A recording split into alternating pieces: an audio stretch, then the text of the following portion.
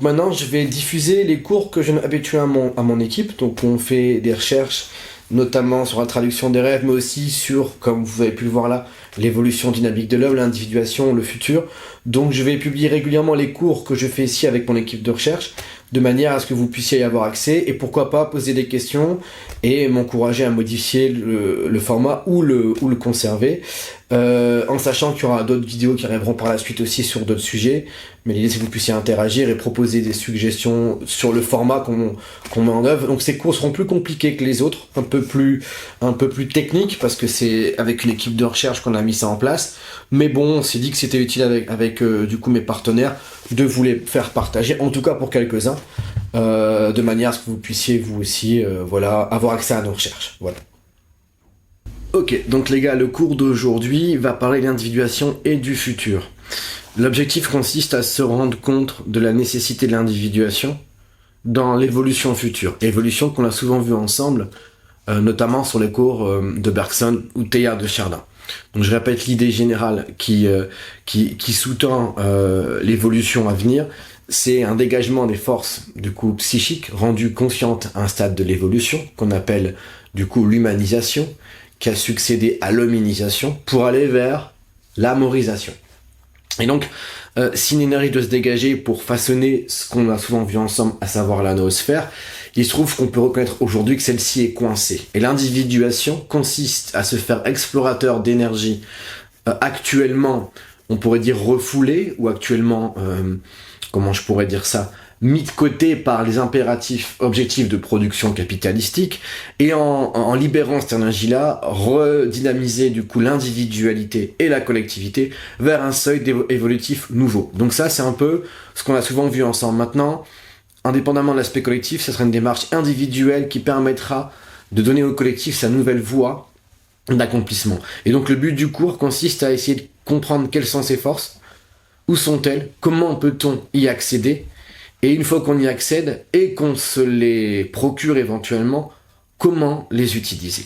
Alors je commencerai ici avec une citation qu'on a évoquée ensemble à plusieurs reprises, énigmatique tout comme l'est son auteur, complexe et pour certains abscons mais néanmoins très pertinent à mon sens et efficace dans sa critique.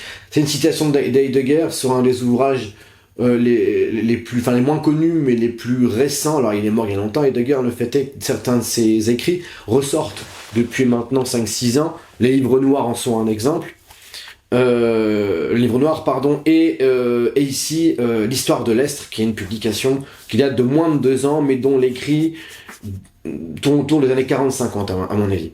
Donc la citation est la suivante: l'Estre ne manquera pas, quand son heure aura sonné, de se défendre de tout ce que l'homme a bien pu fabriquer. Les dieux eux-mêmes alors de reprendre du service auprès de lui, et lui de rejeter ce qui répugne le plus à son essence plénière, la faisance. Alors remplacer l'Estre par l'être, l'idée du mot Estre chez Heidegger serait, dans une définition plus simple, serait, on va dire, les forces inconscientes les plus subtiles, les plus influentes, et en même temps les plus dissimulées, qui sont à l'origine même du sens de l'existence et de sa réalité existentielle, c'est-à-dire sa projection, sa réalisation dans le temps et dans ce qu'il appelle lui aussi l'étant, c'est-à-dire la conscience humaine. Et donc l'être est aujourd'hui mis de côté au profit du paraître, si je devais donner une définition simpliste, courante et facilement compréhensible.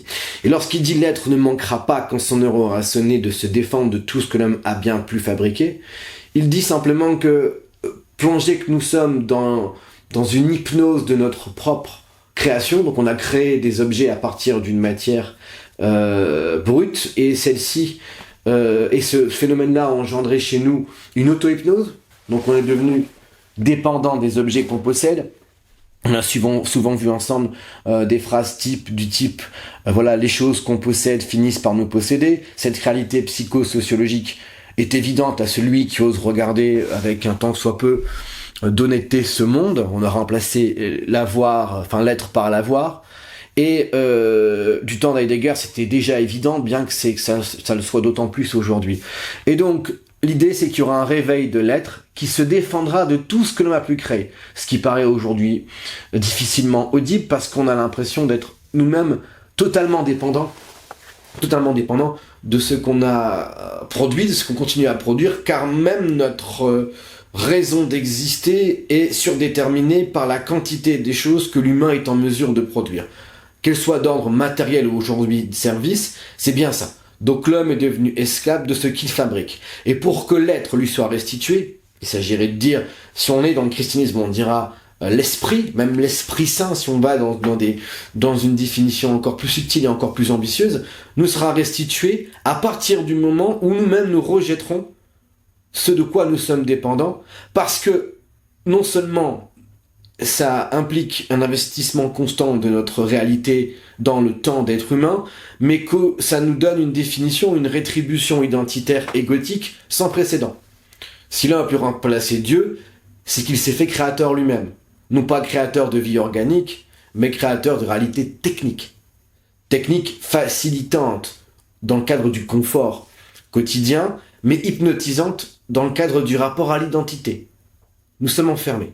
Et donc, à partir du moment où on pourra se séparer de tout ce que l'homme a pu fabriquer, alors les dieux de reprendre du service. Venons-en à la définition commune de ce qu'est un archétype, moins commune finalement que psychologique et pourrait même dire métaphysique. L'archétype, du coup, est une image autonome chargée d'énergie qui est supposément présente dans les organismes vivants, des plus basiques aux plus complexes. On peut supposer que dans une feuille, il y a un archétype, un principe, une image autonome, et celle-ci agit de façon appropriée relativement aux besoins d'expansion de la plante. On parlera d'un tropisme en biologie, et contenu dans la plante, finalement, la fleur et possiblement le fruit, mais la réalité, c'est qu'il y a une codification qu'on peut assimiler à une réalité d'information contenue dans le principe premier virtuel que serait l'archétype de l'organisme vivant. Et nous, du coup, on est séparés des archétypes, qui sont ceux qui ont poussé l'humanité à se développer, notamment au niveau de la religiosité. Je crois que je peux conquérir une terre parce que les dieux sont de mon côté. Je crois que je peux aimer mon prochain parce que Jésus s'est incarné. Aujourd'hui, c'est « je crois que je peux atteindre la lune parce que Dieu, je suis devenu ». Ce n'est plus Dieu qui m'inspire, c'est moi qui suis Dieu, parce qu'ayant transformé la matière, elle ayant dénominé, vous voyez, donc je prends une matière brute, je la sépare en plusieurs réalités chimiques. À partir de là, je suis maître et possesseur d'une nature que je subdivise dans la mesure exacte où j'ai besoin de m'en faire maître. Il s'agit aussi de voir ce que c'est qu'un quotidien humain. Vous rentrez chez vous, vous êtes le roi d'un espace composé d'objets transformés. Eh bien, pour que l'être puisse être restitué, c'est-à-dire le principe, l'élan vital contenu en chaque organisme, qui permet à chacun d'entre eux, de ces organismes-là, de pouvoir se développer jusqu'à une version plus aboutie. Pensons-nous que la version aujourd'hui de l'homme est aboutie? À l'évidence, non. Elle est même dans un processus de régression dangereux. Pour que ce processus-là puisse, du coup, se ralentir, s'arrêter et laisser place au mouvement de vie, il faut que du coup nous nous séparions de tout ce que l'homme a bien pu créer, au moins en termes non pas pratiques, mais en termes de projection psychologique. Raison pour laquelle il parle des dieux de reprendre du service. Les dieux seraient ces énergies fondamentales présentes dans l'inconscient collectif, susceptibles de donner à l'homme de quoi le remettre sur un élan vital, le remettre sur une voie évolutive réellement satisfaisante et répondant aux besoins constants, peut-être d'exploration et plus encore de développement individuel où les perceptions pourraient être évolutives. Ce sur quoi on s'arrêtera par la suite. Et donc, il dit, après coup, qu'une fois que les dieux ont repris du service, que du coup la conscience collective individuelle se sera séparée de ceux qui l'hypnose dans son autodivinisation factice et dangereuse, à l'évidence compte tenu de l'état d'esprit général et des problèmes qu'on voit évidents, il se trouve que il sera possible d'avoir une espèce de répugnance, ou plutôt une espèce de mise à distance de ce qui, en réalité, bien qu'on ne l'admette pas, nous embête et nous répugne le plus, à savoir la faisance. La faisance, ça serait le faire pour le faire. L'idéologie moderne, c'est plus l'homo faber plongé dans un contexte d'harmonie avec le cosmos, mais c'est l'homme alienus, donc l'homo alienus, plongé dans des obligations productives qui, du coup, l'obligent à compenser ça en jouissance compulsive. C'est évidemment le monde dans lequel on vit. Et donc, admettre aujourd'hui, bien que les jeunes osent le faire, et c'est intéressant de constater sur quel plan elles le font, j'y reviendrai, qu'on ne veut pas travailler relèverait purement et simplement de l'hérésie. Fainéant, on sait un peu les anathèmes qui peuvent être renvoyés à ceux qui assumeraient une posture, disons, contemplative ou plus simplement inactive. Eh bien, si on se réfère à Martin Heidegger, si on refuse les prétendus bienfaits du monde de la production, à savoir la consommation, et que du coup on ne justifie pas notre raison d'être et notre position sociale à partir d'un rang qu'on occupe et d'un retour sur investissement qui serait le salaire et en conséquence de la possibilité de consommer, alors on pourra être dans une position où l'être pourra s'exprimer parce qu'on aura libéré la place de l'identité singulière coincée dans l'idée de production. Je suis ce que je fais. Si je ne fais plus, qui suis-je? Puis-je accepter d'être déterminé en dehors de ma productivité? La seule façon pour que l'être puisse se restituer au sein de l'individu, c'est de déterminer sa valeur identitaire, non pas au regard de ce qu'il produit, mais au regard d'une réalité sous-jacente indépendante du rapport de production. Et donc pour résumer le propos d'Heidegger, l'être, c'est-à-dire les possibilités évolutives de l'homme, on peut appeler Dieu aussi, pourra redevenir prépondérant au sein même de l'existence collective et individuelle, dans la mesure où la déification de l'ego qui s'établit à partir d'une hypnose dans la matière s'arrêtera. Et donc, l'idée c'est que le futur et l'individuation, le thème aujourd'hui du cours, consiste en ce que l'homme puisse admettre qu'il puisse tout d'abord être autre chose que ce qu'on peut définir de lui en fonction de résultats pratiques qu'il sera en mesure de mettre en œuvre et dans lequel un rapport de quantité l'enfermera définitivement et le séparera absolument de cet espace dont parle Heidegger. Et donc, maintenant je vais prolonger le sujet, en dehors de la citation d'Heidegger, que je répète ici, l'être ne manquera pas, quand son heure aura sonné, de se défendre de tout ce que l'homme a bien pu créer, les dieux eux-mêmes alors de reprendre du service auprès de lui, et lui de rejeter ce qui répugne le plus à son essence plénière, la faisance.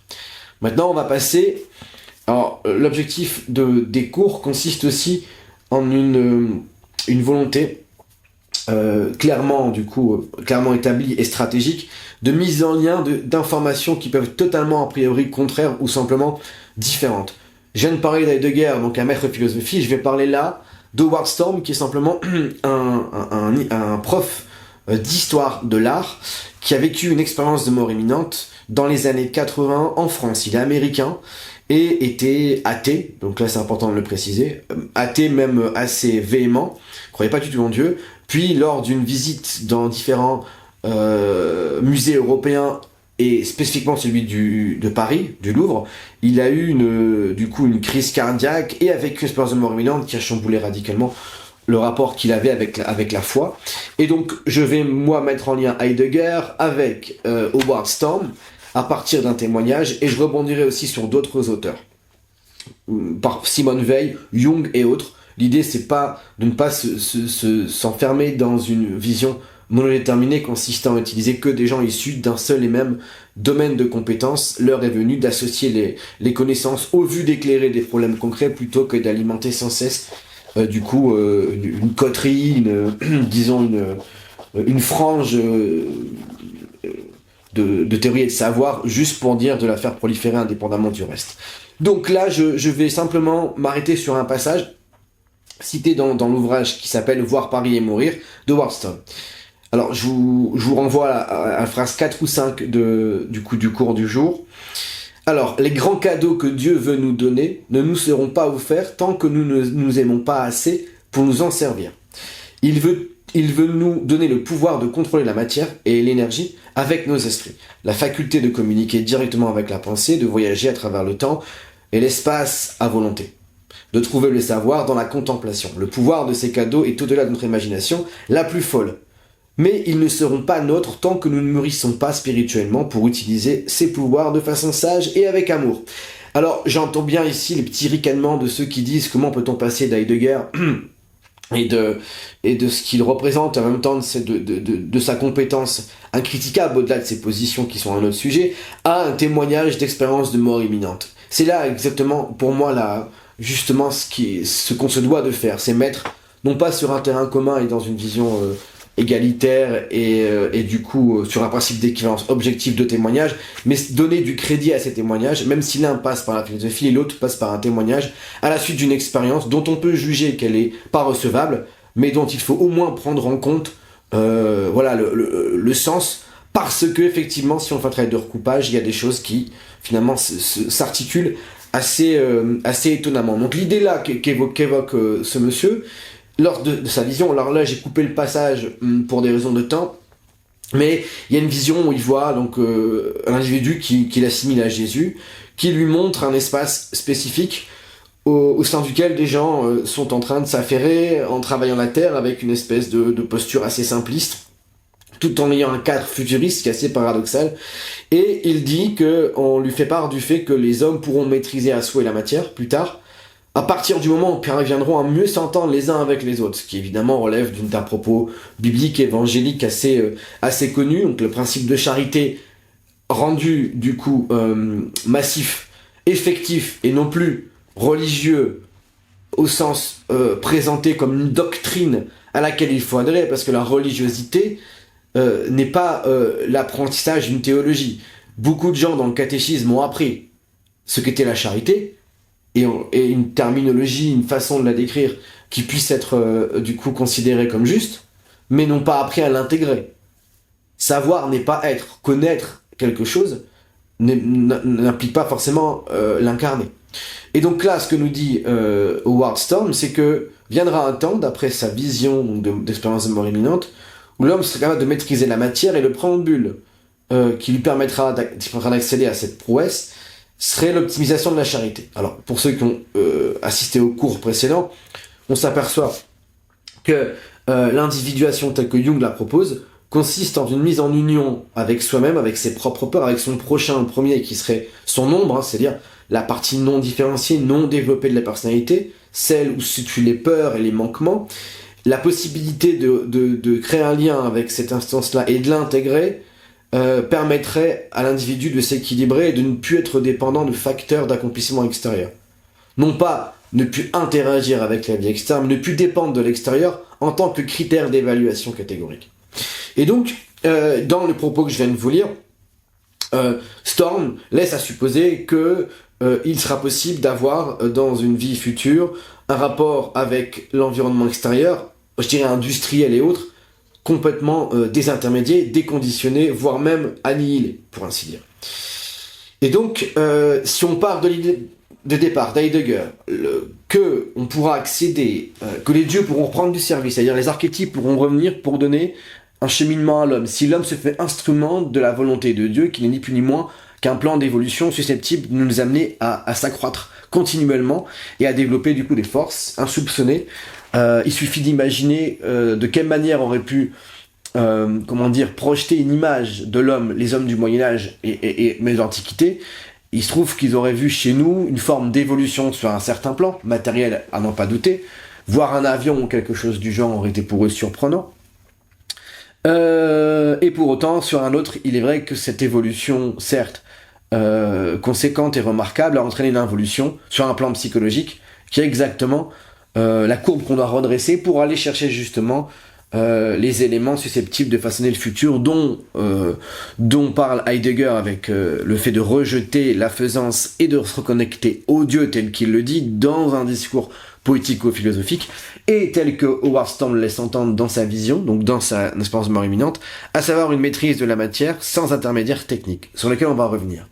Donc maintenant, si on part de l'idée que ces deux positions sont recevables, les archétypes, les dieux qui redeviennent les vraies sources d'inspiration de l'homme et puis l'homme rendu Dieu par les autres hommes, et donc du coup esclave en conséquence, eh bien il faut imaginer qu'il nous faudra un combustible, une énergie, quelque chose qui nous propulse vers cette direction, si tant est qu'on peut la supposer et qu'on peut l'espérer, encore faut-il pouvoir la rejoindre. Alors, quel est le capital d'énergie le plus puissant qui existe chez l'homme, et en même temps celui qui est actuellement le plus détourné? Il va sans dire que c'est la libido. Libido, c'est-à-dire ce principe d'énergie qui n'est pas réductible. Alors moi je parlerais plutôt d'énergie psychique qui n'est pas réductible qu'à la sexualité. Il y a une énergie de conservation de l'espèce qui nous force à vouloir manger, nous battre pour la survie, qui nous force à vouloir nous battre pour la reproduction, et qui par ailleurs dans son versant moderne, dans son mode d'expression moderne, par justement le monde productif dans lequel on se trouve tous inscrits, constitue une réserve disponible d'énergie qui pour l'instant sert qu'au divertissement. La question est, d'ailleurs bien posée par Bergson, est-ce que nous décidons de situer cette période de l'histoire comme une période ultime? On travaille, on consomme, on a une maison, et l'énergie qui nous reste, ma foi, voilà, elle se traduit en compulsion, en agitation, en consommation. Ou alors cette énergie-là, il faut se la réapproprier et considérer, non pas qu'il faut moralement seulement pour des questions religieuses, éviter qu'elle s'exprime sur ce terrain de la consommation, qu'elle soit matérielle ou d'ailleurs sexuelle, mais supposer que son retrait ponctuel pourrait servir à une œuvre bien plus grande.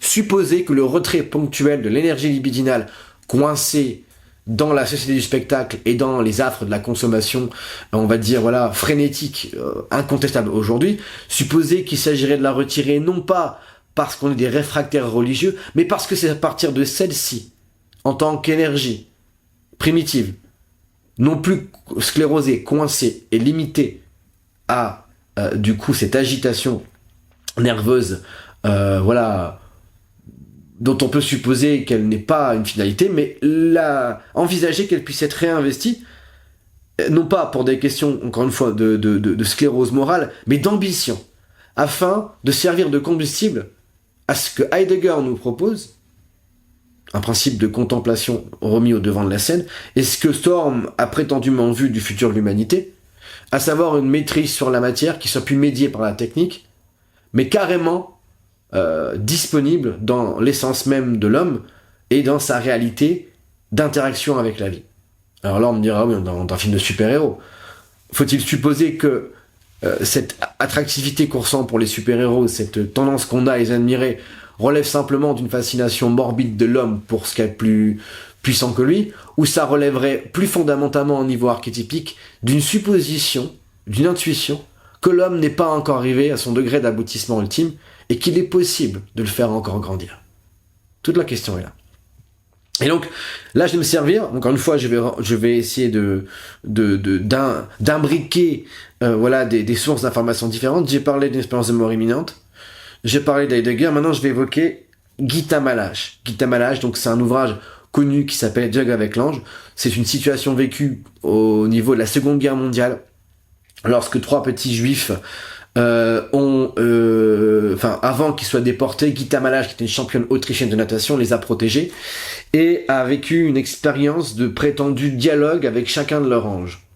Sans oublier que cette femme-là était pas forcément croyante au moment où elle les a connus, et donc ils ont relaté les échanges supposés avec les anges, dont celui de Malache. Je vous renvoie pour ceux que ça intéresse, du coup, à l'ouvrage ou différentes vidéos sur YouTube où on a les témoignages de Gita Malache pour voir la véracité éventuelle et la probité de cette dame. Toujours est-il que moi, je vais simplement vous proposer une lecture, du coup, correspondant à ce dialogue avec l'ange, sur cette question de l'énergie sexuelle dont on peut supposer qu'elle sera le combustible de l'humanité nouvelle. Alors, là, c'est un propos de Gita. Qu'est-ce qui a corrompu la vie sexuelle de l'homme? L'animal ne peut s'accoupler que par période. L'homme en est toujours capable. Est-ce une perversion? Quelle est la loi divine et comment pourrait-on la rétablir? Donc la question posée par Gita. Donc à son époque, alors faut voir si du coup elle pouvait observer, décédée quelque temps d'ailleurs, Gita Malache, la vie actuelle, ce qu'elle en dirait sur la corruption sexuelle de l'homme, mais il se trouve que là déjà elle avait vu un quiproquo, ou plutôt une anomalie, c'est-à-dire quelque chose qui semblait être anormal, ou tout au moins suspicieux. Donc la réponse de l'ange, vous voyez, sois attentive, la force sacrée dont tu parles a été donnée par le nouveau. L'homme a reçu ce plus qui comble le manque sur terre, non pour faire beaucoup de corps, mais pour faire l'homme. L'homme écrit spécifiquement dans ce dialogue avec un grand H, en majuscule, en intégralité. Il n'est pas besoin de beaucoup d'hommes, mais de l'homme. L'homme. L'homme a volé la force sacrée, ainsi il l'expire. Il expie terriblement. Alors, la compréhension supposée de Gita est celle-ci. Elle comprend à travers ses propos que plus la force, créatrice sexuelle de l'être humain est destinée finalement à quelque chose de vil, ou plutôt de réducteur ou d'humain, plus finalement c'est une force qui est gaspillée et qui renvoie à une mortification. Elle dit spécifiquement: je comprends que ce plus de la force créatrice sexuelle, ce plus, c'est-à-dire cette disponibilité de libido, que seul l'humain a, parce que l'animal, évidemment, c'est là il y a une nuance à apporter. Quand on regarde l'animal, il est dépendant du sexe qu'à des périodes de copulation spécifiques. Donc à certains égards, quand on se moque d'un homme dépendant du sexe en comparant à un animal, en réalité c'est l'inverse. Donc en gros c'est l'homme qui est bien plus porté vers ça, parce qu'il a une imagination capable de créer des images sexuelles ou des images fantasmagoriques sur ce sujet-là, de façon bien plus constante que l'animal, qui lui est contraint par la nature de façon, je dirais, ponctuelle, et pas de façon constante comme l'homme possiblement. Seulement si on renverse favorablement cette réalité, l'homme a une capacité par son imagination à faire en sorte que l'énergie sexuelle lui soit disponible quand il veut. À supposer que cette volonté-là se transformerait, c'est-à-dire que l'usage de cette énergie auquel il recourt ne servirait plus simplement à la sexualité, qu'elle soit d'ailleurs de l'onanisme, ça veut dire la masturbation, ou la sexualité, comment pourrait-on envisager que celle-ci puisse nous servir? C'est la question qui est posée par Gita Malache, ou plutôt, c'est la suggestion donnée par l'ange. Nous sommes les seuls capables de puiser en nous une énergie pour qu'elle puisse ensuite servir simplement à une sécrétion d'hormones, qui certes satisfait, mais qui se réduit néanmoins constamment au même type de plaisir. Donc adrénaline, noradrénaline, dopamine, tous ces éléments-là, disons, on peut y recourir, nous, on peut artificiellement les générer. Et donc l'ange répond: mais viendra un temps où ces choses ne seront plus. J'annonce ce temps, il est proche. Réjouissez-vous du matin au soir, que c'est merveilleusement beau. Tu es dépositaire d'une force sacrée. Si tu la distribues et tu ne la gardes pas, tu n'as rien à craindre. Élève la force et laisse la coquille vide. Tu as encore peur de l'ancien, pourtant sans raison. Qu'est-ce que nous dit là, en l'occurrence, l'ange?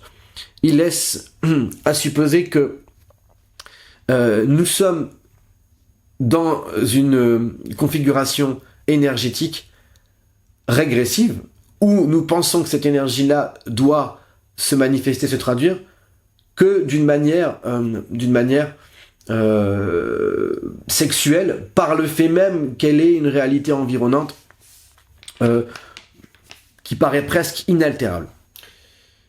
Donc, pour conclure sur la question de l'ange annonce, donc, dans le dialogue avec l'ange de Gita Malache, un temps où la question de la sexualité ne se résoudra plus à être qu'un mode de divertissement, c'est-à-dire en gros compenser notre asservissement objectif dans le travail par une jouissance ponctuelle qui viendrait là constituer en gros le mode de vie occidental par excellence le plus abouti.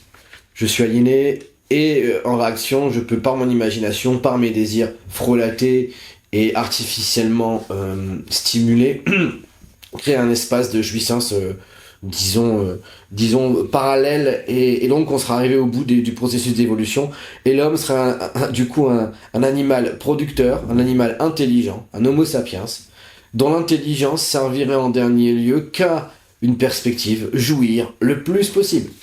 Alors on peut très bien dire que c'est pas répréhensible ce mode-là. Moi la question que je pose, c'est est-ce qu'on peut imaginer que c'est réellement le stade terminal de l'homme? Donc toute cette histoire pour aboutir à ça. Donc l'hominisation, l'humanisation, et maintenant simplement la jouissance. Ça serait ça la vocation ultime de l'homme. On sait bien que non. Et c'est dur à admettre parce qu'on est compulsivement coincé dans ces schémas-là de rétribution. Travail, jouissance, qu'on apprend d'ailleurs à nos enfants.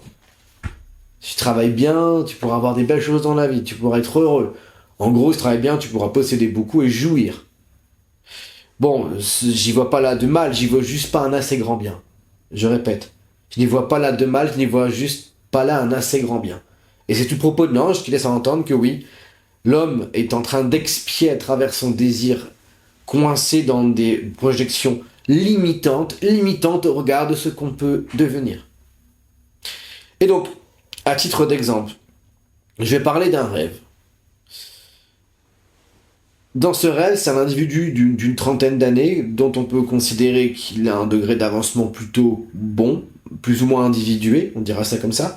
Et cette personne est partie du coup en Italie, en séjour, quelqu'un de relativement contemplatif et de très croyant.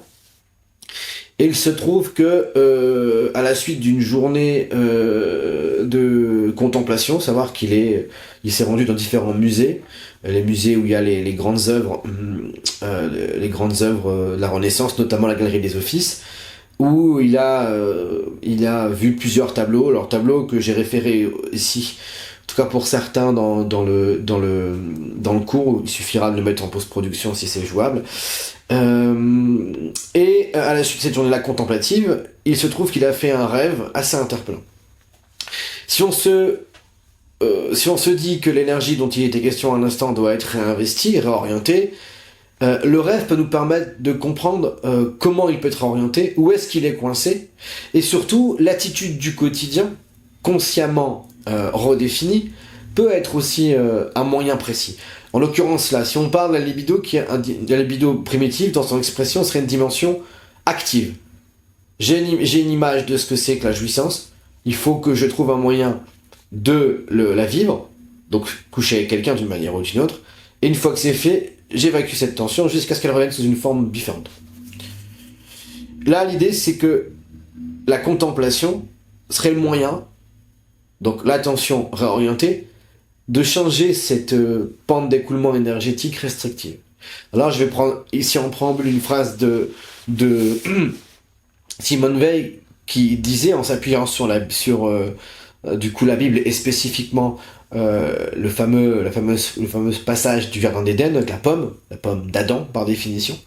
L'idée est la suivante. Simone Weil nous dit: si le péché est venu du fait que l'homme n'a pas su simplement contempler la pomme, mais a voulu la croquer, et donc chute il y a eu, et dans le temps il a été plongé, donc il est passé l'éternité à la temporalité. Peut-être faut-il supposer que pour retourner au paradis, ce qui serait ce métatemps, cette perception totale et non différée des choses, il faudrait se contenter de la contempler et ne plus la croquer. Donc la contemplation serait le moyen du retour au Jardin d'Éden. Pas forcément après la vie, mais possiblement pendant. Et donc une journée de contemplation, là on n'est pas dans la nature, mais dans des œuvres d'art qui renvoient d'ailleurs beaucoup à l'initiation. Pour ceux qui connaissent un peu les peintres de la Renaissance, ils ont été formés souvent ce qu'on appelle au néoplatonisme. Donc c'est une doctrine plutôt une pensée philosophique chrétienne et helléniste qui laisse à supposer qu'une unité préalable non définissable, on appelle ça du coup ce qu'on appelle la théologie apophatique, sous-entendu que Dieu ne peut pas être défini, pas caractérisé. Positivement, on peut juste dire ce qu'il n'est pas. Il n'est pas homme, il n'est pas la nature, il n'est pas ceci, il n'est pas cela. Et donc, il n'est pas même sexué. Donc, l'idée qu'il y aurait une unité primordiale, et l'homme peut la retrouver lui-même à condition qu'il dépasse la dualité. Donc ça, c'est chez Plotin, et que les alchimistes vont reprendre, et que l'individuation jungienne va proposer, à savoir intégrer son âme, donc féminine pour l'homme, masculine pour la femme, et si on l'intègre, alors on peut éventuellement retrouver ce temps perdu de Proust. D'accord ? Donc c'est l'idée. Et si on regarde bien d'ailleurs les peintures de la Renaissance, il y a souvent une dimension androgynique dans les peintures, pour ceux qui connaissent un petit peu, qui laisse pas à supposer que la Renaissance était LGBT avant l'heure, mais simplement que l'intronisation de sa partie féminine au sens psychologique était le moyen par lequel on dépassait la dualité pour aller vers l'unité, sans changer le corps qui a ses propres règles et qui évidemment donne une sexualité définie à l'homme. Et donc, cette personne-là, en l'occurrence à Florence, en Italie, connaît tout ça et est allée visiter du coup la Galerie des Offices notamment et d'autres musées encore. Et à la suite de cette escapade contemplative, il a fait un rêve que je vais ici vous lire.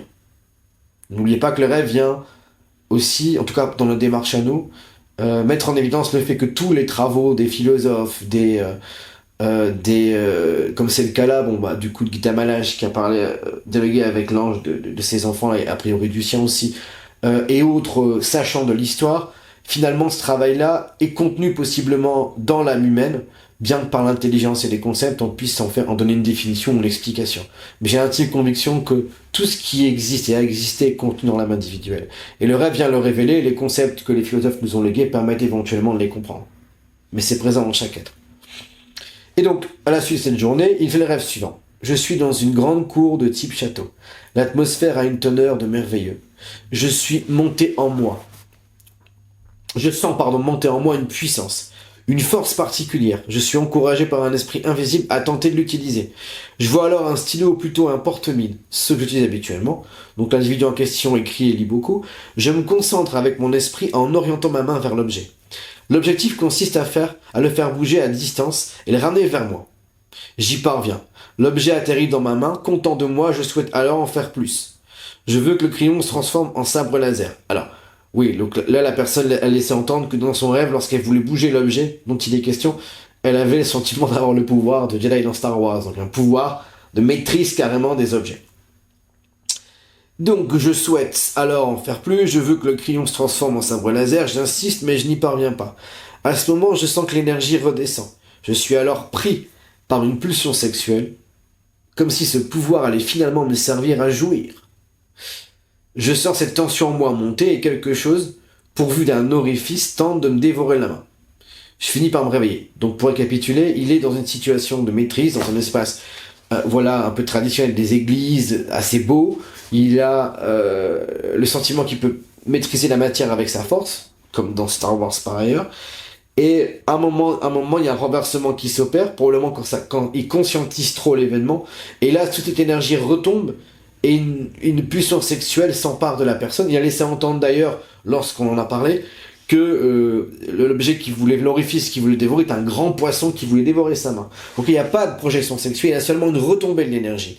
Donc si on regarde bien là, tout en se référant d'ailleurs, comme je viens de le faire, à Star Wars avec la question de la force, l'individu dit que dans son rêve, il était en mesure de maîtriser la matière jusqu'à ce que quelque chose de l'ordre de l'ego a priori finisse par le contraindre à avoir une pulsion, ou plutôt, voilà, il y a un transfert d'une énergie sublimée vers une énergie régressive, et il se fait dévorer ensuite par un animal, a priori, un poisson, quelque chose comme ça, la main, comme si du coup le fait de ne pas avoir su maîtriser et sublimer l'énergie psychique entre son expression ici qui était la maîtrise de la matière, conduisait à être même dévoré par la matière.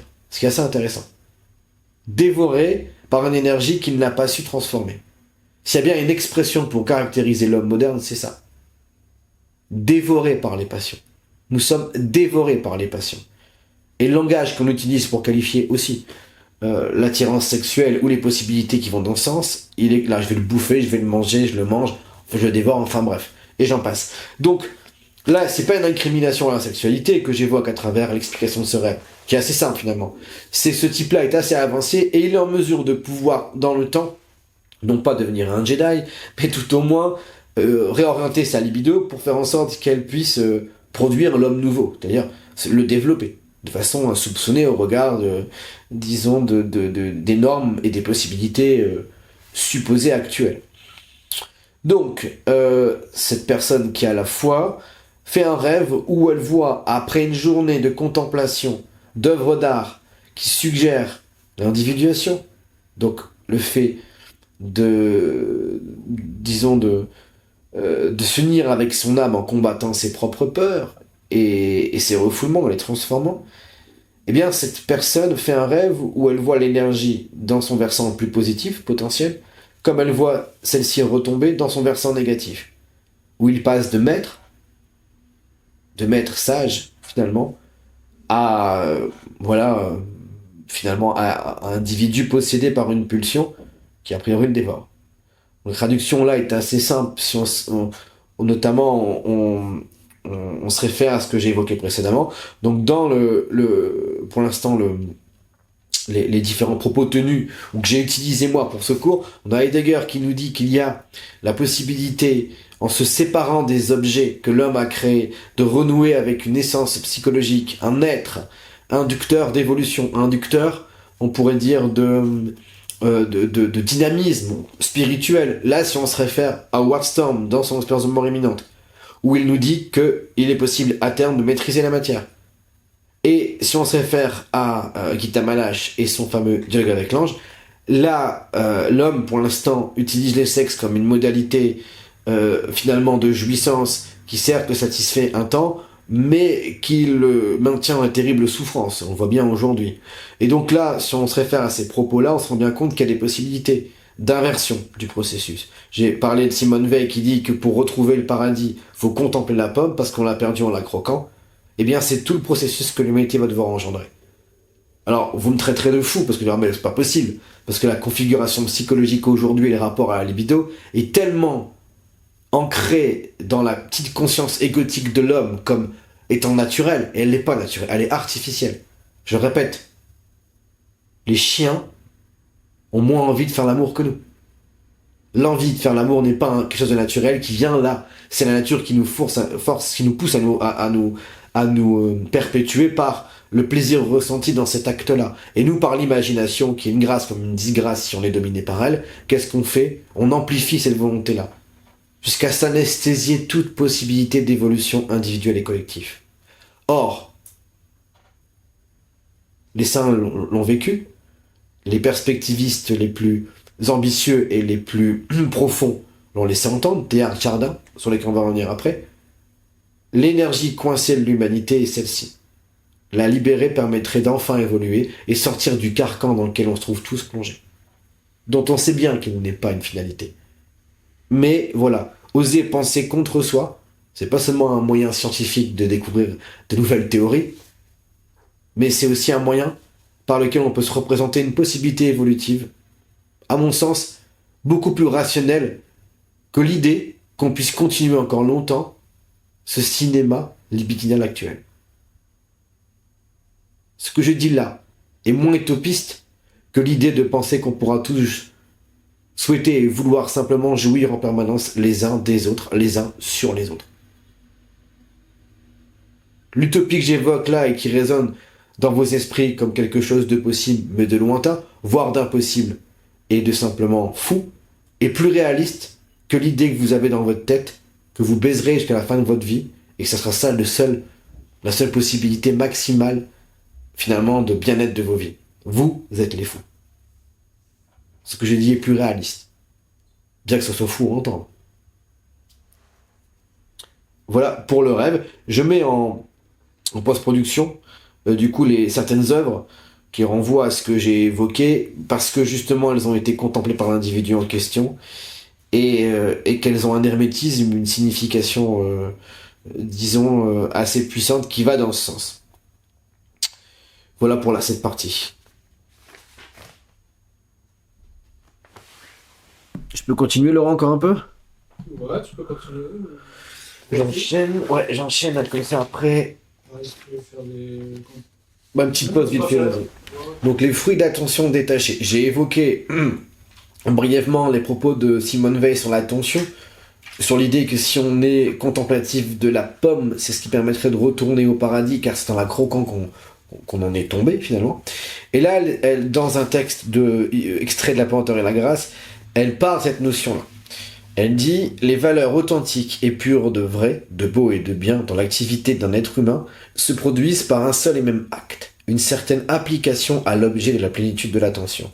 L'enseignement ne devrait avoir pour fin que de préparer la possibilité d'un tel acte par l'exercice de l'attention. » Donc là, elle nous dit, et c'est pas fini la citation, qu'en fait, l'enseignement ne doit pas avoir pour finalité de permettre à un individu de connaître, de cumuler des notions, mais par les notions qu'il pourra cumuler et comprendre, préserver une attention qui est naturelle chez l'enfant, mais qui disparaît dans le développement individuel, au profit évidemment de la captation des objets, de leur appropriation et de l'agitation nerveuse. Donc l'enseignement doit préserver impérativement l'idée de l'attention et dire que être attentif n'est pas le moyen par lequel on assimile une donnée, mais être attentif est certes le moyen, mais est aussi ce à quoi il faut retourner après avoir assimilé la donnée. Vous voyez ? L'attention comme modalité de départ et comme objectif de fin. On va y revenir. Toutes les autres avantages de l'instruction sont sans intérêt. On parle de Simone Weil, la vraie.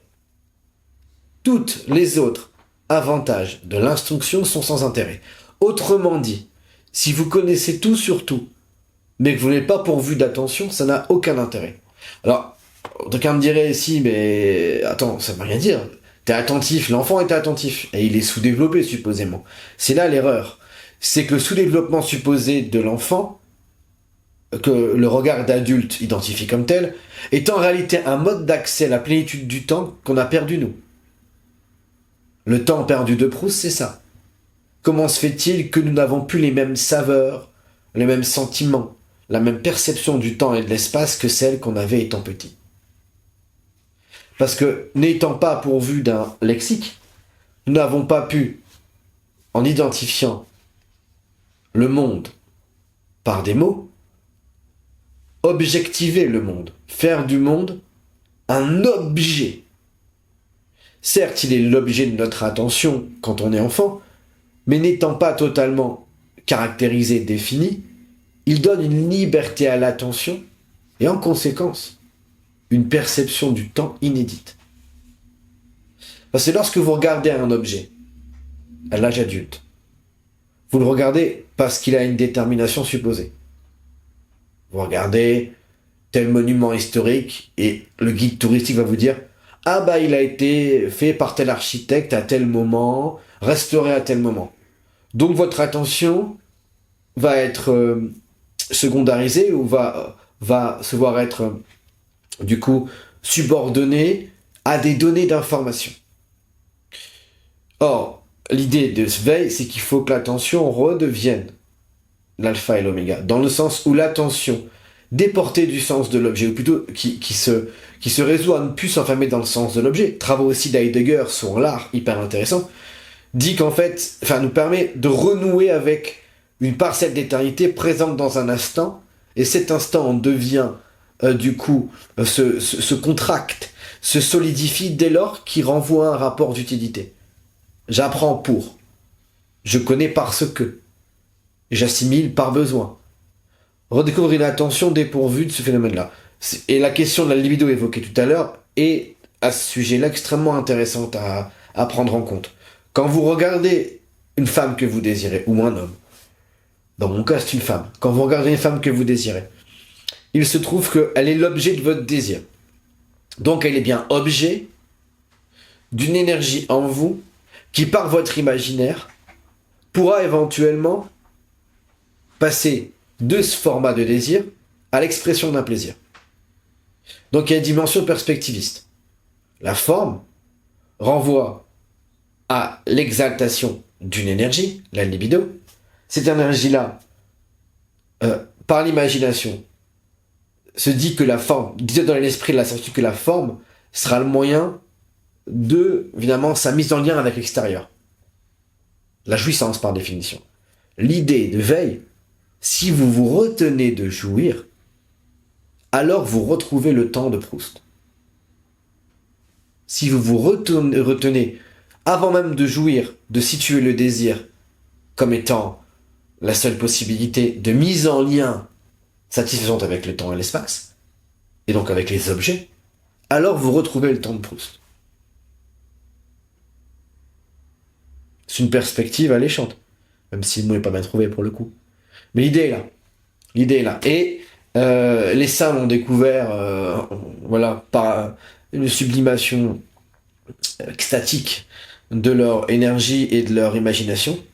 L'idée, c'est pas qu'on puisse passer par là, mais envisager que cette destination est la bonne. Peut-être pas avec le chemin qu'on peut qualifier de mortifère ou flagellatoire du saint, mais c'est l'idée. Retrouver l'essence de notre être qui n'est plus moins que Dieu, le centre de l'inconscient collectif, en débloquant ce pétrole brut coincé dans nos représentations de désir. Et le moyen de le débloquer, c'est de remettre en place une forme d'attention dépourvue d'un imaginaire corrupteur qui nous renvoie à une finalité compulsive. Sans question de morale. Juste parce qu'on est les Indiana Jones de l'évolution humaine. Les explorateurs de ce que l'humain est et peut devenir. C'est ça en fait. L'idée concrète qu'on peut planifier ou plutôt se représenter d'une évolution de l'homme. Et donc elle poursuit. Donc elle dit bien que les autres avantages, je le répète, de l'instruction sont sans intérêt. Eh bien oui, parce que ça coince encore l'homme dans l'objet et dans la démultiplication des objets qu'il pourra fabriquer à l'infini. Maintenant, ça se passe à la Silicon Valley et autres. Et bien du coup, son attention est coincée dans un rapport d'utilité qui renvoie l'homme lui-même qu'à l'utilité. L'homme devenu esclave de sa création. Donc, l'idée qu'elle va évoquer, c'est de la prière, notamment. La prière n'étant que l'attention, mais une attention détachée. La prière, par définition, c'est s'adresser à Dieu, à l'inconscient, sans une idée causale, bien qu'on cherche pour avoir une rétribution pour certains, une guérison ou autre, mais c'est bien une dimension d'attention portée à l'informe. À l'informe, du point de vue de ce à quoi les sens ont accès. Ce à quoi les sens ont accès.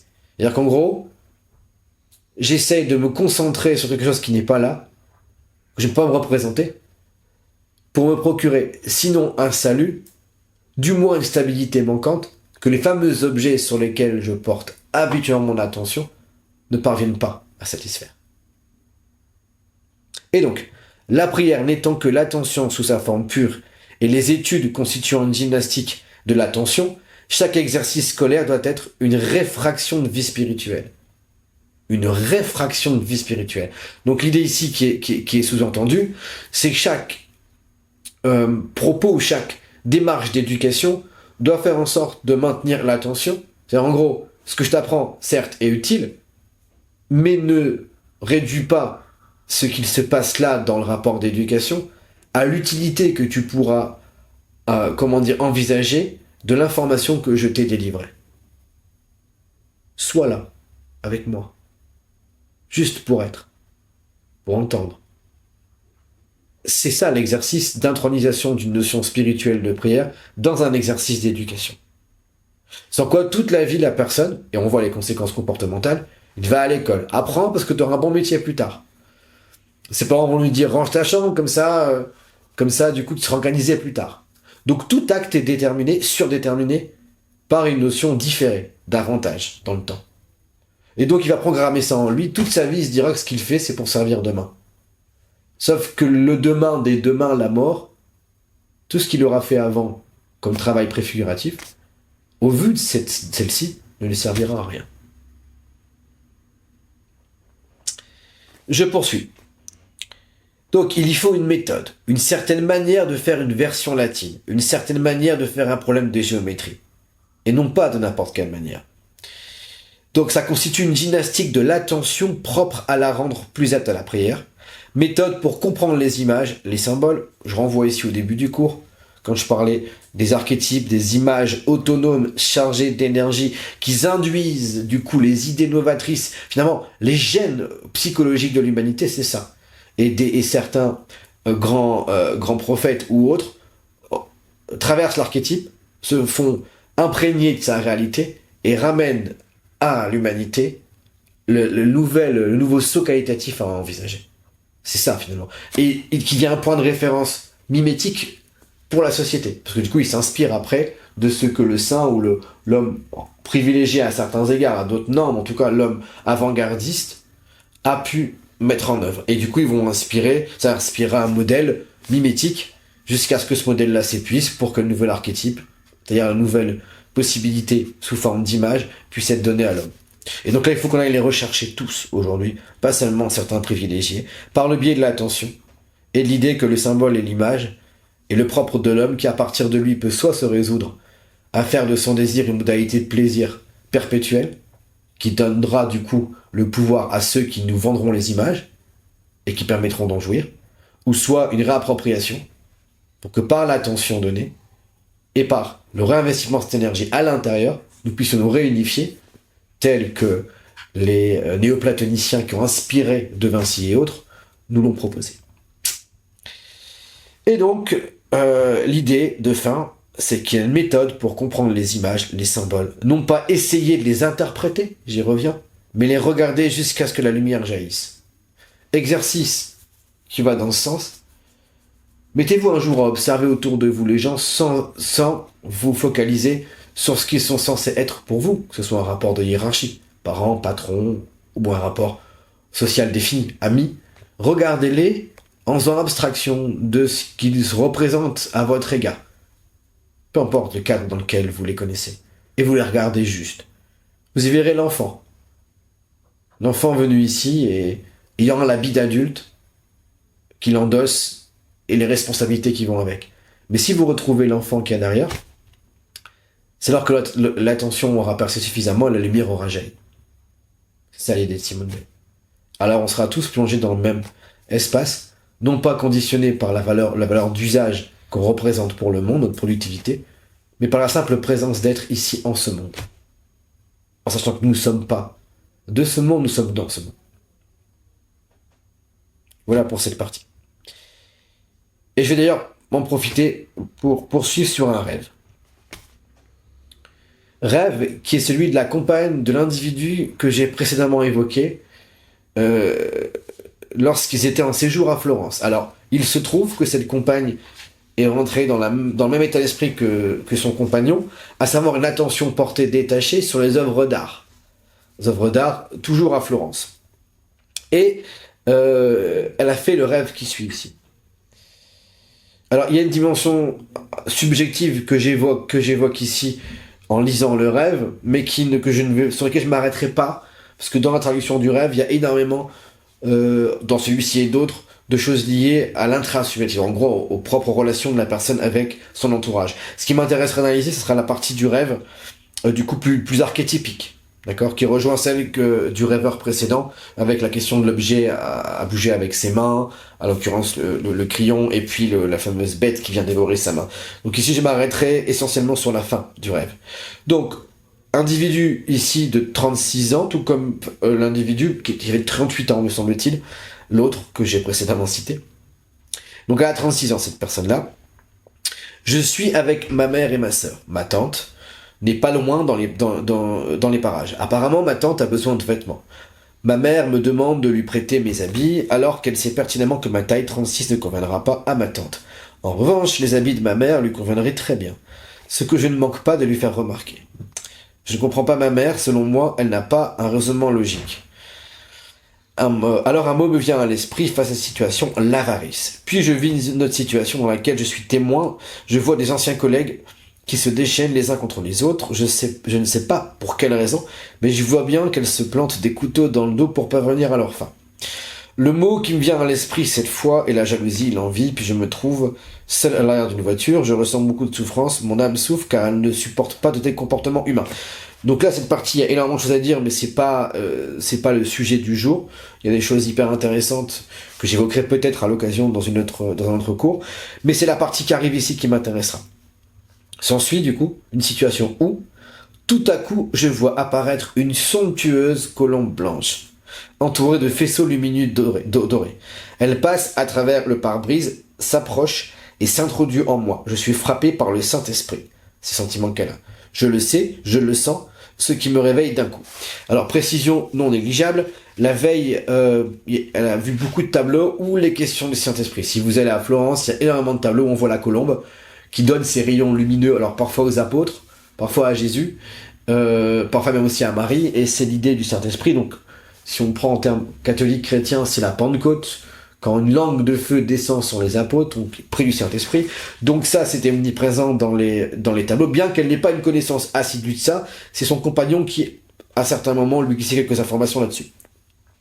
Pour autant, la description qu'elle a fait du rêve, en tout cas la deuxième partie, était très intense, très très intense, et donc il y a une dimension lumineuse, donc une intensité énergétique forte, qui laisse à supposer que c'est archétypique. Tout comme le rêve précédent qui était très intense aussi, donc la personne dont j'ai parlé, son compagnon, qui était vécu de façon très très énergétique, très très puissante, qui laisse vraiment à penser que c'est une effervescence dans la conscience collective, donc c'est, disons, quelque chose d'archétypique. Alors, préalablement, je vous renvoie, si vous voulez voir un peu les tableaux dont il est question, qui rejoignent un peu ça, qui mettent en évidence la colombe. Il y a le Gréco, du coup, de la Pentecôte du Gréco. Il y a donc de Giovanni Moro Rovere, la Pentecôte aussi, et la descente du Saint-Esprit de Leuticien. Et ce qui est marrant, c'est que ce que j'ai choisi ne sont pas à Florence, mais à Venise, respectivement Milan et Madrid. Mais vous verrez l'image de la colombe qui donne le Saint-Esprit assez parlante. Alors ici, pour agrémenter mon propos et traduire la partie sur laquelle je souhaite m'étendre quelque peu, eh bien on va voir que évidemment la colombe blanche à la suite de ce visionnage-là contemplatif dans les musées, eh bien la colombe blanche dont il est question ici, avec des faisceaux lumineux dorés, donc du coup, en plus à travers un pare-brise. L'idée c'est que la voiture caractérise dans les rêves énormément l'énergie psychique extérieure. À titre de comparaison, lorsqu'on marche, une énergie plus naturelle, moins technique, donc ça renvoie à un être social, mais d'ordre presque rural ou dans une paisibilité, une simplicité en termes de rythme. La voiture, c'est vraiment ce qui a permis à l'homme d'accélérer son rapport au temps. Parce qu'il ne peut pas distendre l'espace, enfin le temps, mais il peut accélérer la façon dont on se meut dans l'espace. Par la technique, par la rapidité. Donc là, c'est vraiment l'être, je dirais, psychique, social, la voiture. On pourrait dire le moi social, le moi plongé dans le monde, en proie aux comparaisons, en proie à la rivalité. Donc là, elle est en voiture, et finalement la colombe dorée, donc pourvue de faisceaux lumineux dorés, va à travers le pare-brise, elle s'approche, elle s'introduit en elle par le biais des rayons lumineux. Et la position, d'ailleurs je crois savoir je sais pas si elle l'a décrit, mais en tout cas, elle était... Ah bah si, avant il était écrit, puis je me trouve à l'arrière de la voiture. Et là, c'est hyper pertinent. Pourquoi ? L'arrière de la voiture, donc c'est qu'elle n'est pas aux commandes de la voiture, donc elle est un peu derrière, elle est comme spectatrice, donc elle est un peu, je dirais, dans l'arrière-plan de sa conscience. Ce qu'on peut assimiler à l'ombre, finalement. Et si la fausse lumière du monde, c'est-à-dire celle qui nous fait, sur les réseaux sociaux, supposer avoir une valeur aux yeux des autres. Donc il y aurait une lumière, un dieu, un soleil, un archétype de dieu, c'est projeté dans l'espace-temps, et du coup, des personnes, des figures, disons, de notoriété, peuvent s'en emparer. Donc là, le monde, au sens large, est ce qui donne une lumière à l'homme. Quand vous avez un diplôme, c'est l'université en tant que dieu qui vous donne une lumière, une valeur. Donc ça, c'est ce qui existe sur le plan, je dirais, de la conscience collective. Mais tout ce qui existe sur le plan de la conscience collective préexiste dans l'inconscient. Sauf qu'il ne s'agit plus de faux dieux. Il ne s'agit plus de gens auprès de qui on cherche à avoir une valorisation, on cherche à avoir l'approbation, mais de Dieu lui-même, qui est sur le plan initial à partir duquel cette duplication a lieu, par définition. Et donc là, évidemment, la colombe blanche, elle la touche à l'arrière de la voiture. Là où il y a sa fragilité sociale, l'arrière-plan de la conscience individuelle plongée dans le monde. Celle qui nous fait avoir aux yeux des autres un rapport de rivalité. Pour là, quelqu'un, ça va, comment tu vas? En ce moment, tu bosses bien? Puis la partie derrière vous se dit, ah, quel gros con, il a de la chance, il est dans son boulot, il gagne pas d'argent, ou quel connard, c'est un égoïste, il est sévère, enfin bref. Cette partie-là, il y a un ego social qui projette une ombre aussi individuelle, et c'est derrière celle-ci, derrière nos peurs, derrière finalement la négativité de notre conscience beaucoup trop stimulée et en même temps terrifiée par le souci qu'elle a de son propre valeur, que la lumière venant de Dieu, du Saint-Esprit, peut venir nous toucher. Donc la vraie lumière serait pas au-devant de nos désirs conscients, mais serait derrière nos peurs inconscientes. Je répète, la vraie lumière, le vrai esprit ne serait pas au-devant de nos désirs conscients, mais dissimulé derrière leurs peurs inconscientes. Là, on n'a pas le contrôle. Là, en l'occurrence, derrière la voiture. Elle n'a pas le contrôle. Et c'est à partir de là que la colombe vient toucher ce sujet-là, cette femme. Donc, dans presque l'admission d'un manque de pouvoir, ou là, d'une impossibilité de pouvoir, parce qu'elle ne conduit pas la voiture, derrière ce phénomène-là se cacherait l'approbation ultime, qui serait celle de Dieu, qui viendrait limiter, du coup, le besoin d'approbation excessive que chaque individu ressent à l'égard de ceux avec qui il y a des liens sociaux. En commençant par la famille, les collègues ensuite, la femme ou l'homme, sexe opposé. Donc là, après avoir contemplé des choses, des œuvres d'art incroyables qu'on mettra en post-production, eh bien il se trouve qu'elle s'aperçoit, ou qu'elle comprend, parce que le rêve lui est expliqué, qu'en fait, l'Esprit Saint, ce qui pourrait lui donner une validation de l'intérieur, pour redevenir paisible à l'extérieur, lui est donné là où elle n'a pas de valeur, a priori de par sa conscience, ou pas de certitude de ce qu'elle vaut à l'égard du monde, où elle ne contrôle pas les choses. Et je renvoie aussi à un propos de Jung qui disait, lorsqu'on lui demandait pourquoi Dieu ne parle plus aux hommes, parce que quand on les a, on se dit merde, Dieu parlait aux hommes à travers les prophètes, il ne nous parle plus. Et Jung utilise le propos d'un rabbin, d'un vieux rabbin qui disait « Dieu parle encore aux hommes, seulement les hommes n'osent plus se baisser assez bas pour l'entendre. » Ce bas dont il est question, c'est évidemment nos peurs, c'est nos cauchemars, nos rêves, les choses qu'on ne contrôle pas. Mais parce que nous sommes devenus des êtres essentiellement contrôlants, nous n'osons plus regarder les choses qui nous sont envoyées et que nous ne contrôlons pas. Orgueilleux que nous sommes. Un rêve est une structure faite d'images, d'émotions, dans laquelle on est plongé, mais impuissant. Alors, parce qu'on est impuissant, et pas dans la maîtrise, on le rejette. Or, c'est derrière ce défi que se cachent les clés d'un destin qu'on souhaite du plus profond de nous-mêmes voir advenir. De liberté, d'amour et de prospérité. Sinon, devant, c'est ce modèle-là, modèle réduit, pour pas dire mensonger, de cette perspective légitime d'accomplissement. Voilà ce que je peux dire sur ce rêve. Alors,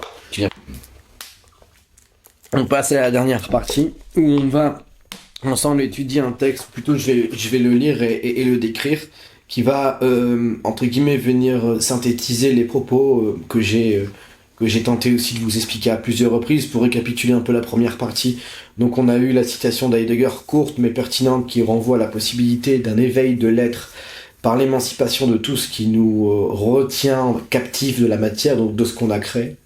Je répète la citation de mémoire, du coup c'est « L'être, quand son heure aura sonné, se sépara de tout ce que l'homme a bien pu fabriquer, les dieux alors de reprendre du service, et à lui à rejeter tout ce qui répugne le plus à son essence plénière, la faisance. » Donc l'idée c'était de dire qu'il fallait rejeter l'idée qu'on se fait de nous en termes de valorisation égotique de la production. C'est exactement là où se situe l'embouchure qui ne permet pas à l'être de passer. Et on avait évoqué la question d'une espérance de mort imminente vécue par Howard Storm, où il voyait un futur de l'humanité où possiblement des pouvoirs donnés sur la matière au sens spirituel du terme étaient décrits. Et ces mêmes pouvoirs-là, on peut supposer qu'on pourra les acquérir à condition qu'on réinvestisse favorablement l'énergie, qu'on d'abord on la trouve, on la décoince de là où elle est coincée dans l'imagination combleuse de vide, citation Simone Veil, qui empêche du coup de la remettre de façon dynamique vers le chemin de l'évolution de l'homme, qu'on est censé vouloir prendre individuellement plutôt que de l'espérer par le biais de structures collectives, et notamment par des sauveurs de ce que j'appelle la morale fermée. Bref, et il y a aussi du coup le livre, enfin un passage du bouquin Dialogue avec l'ange qu'on a évoqué, où il était question de l'énergie coincée de la sexualité et la libido qu'on doit réinvestir, et on a vu un cas concret de deux rêves à la suite d'une situation contemplative à Florence, avec la présence de la colombe qui symbolise le Saint-Esprit, et avec, si pour l'autre individu, la question d'une énergie qui servait à modifier les objets, en tout cas à les transporter, et dès que l'énergie est retombée dans ce rêve-là, est dévorée par un orifice, qui montrait bien la retombée de l'énergie psychique en énergie libidinale d'ordre primitif. Et donc là, on va se concentrer sur un texte complètement avant-gardiste et incroyable, à mon sens. Alors, c'est plutôt un texte composé, c'est que j'ai extrait de différents ouvrages et autres publications de Teilhard de Chardin, disons un ensemble de propos qui vient mettre en avant cette possibilité qu'aura l'homme demain de modifier son rapport à la femme et par conséquent à sa propre âme, alors, comme on l'a évoqué tout à l'heure.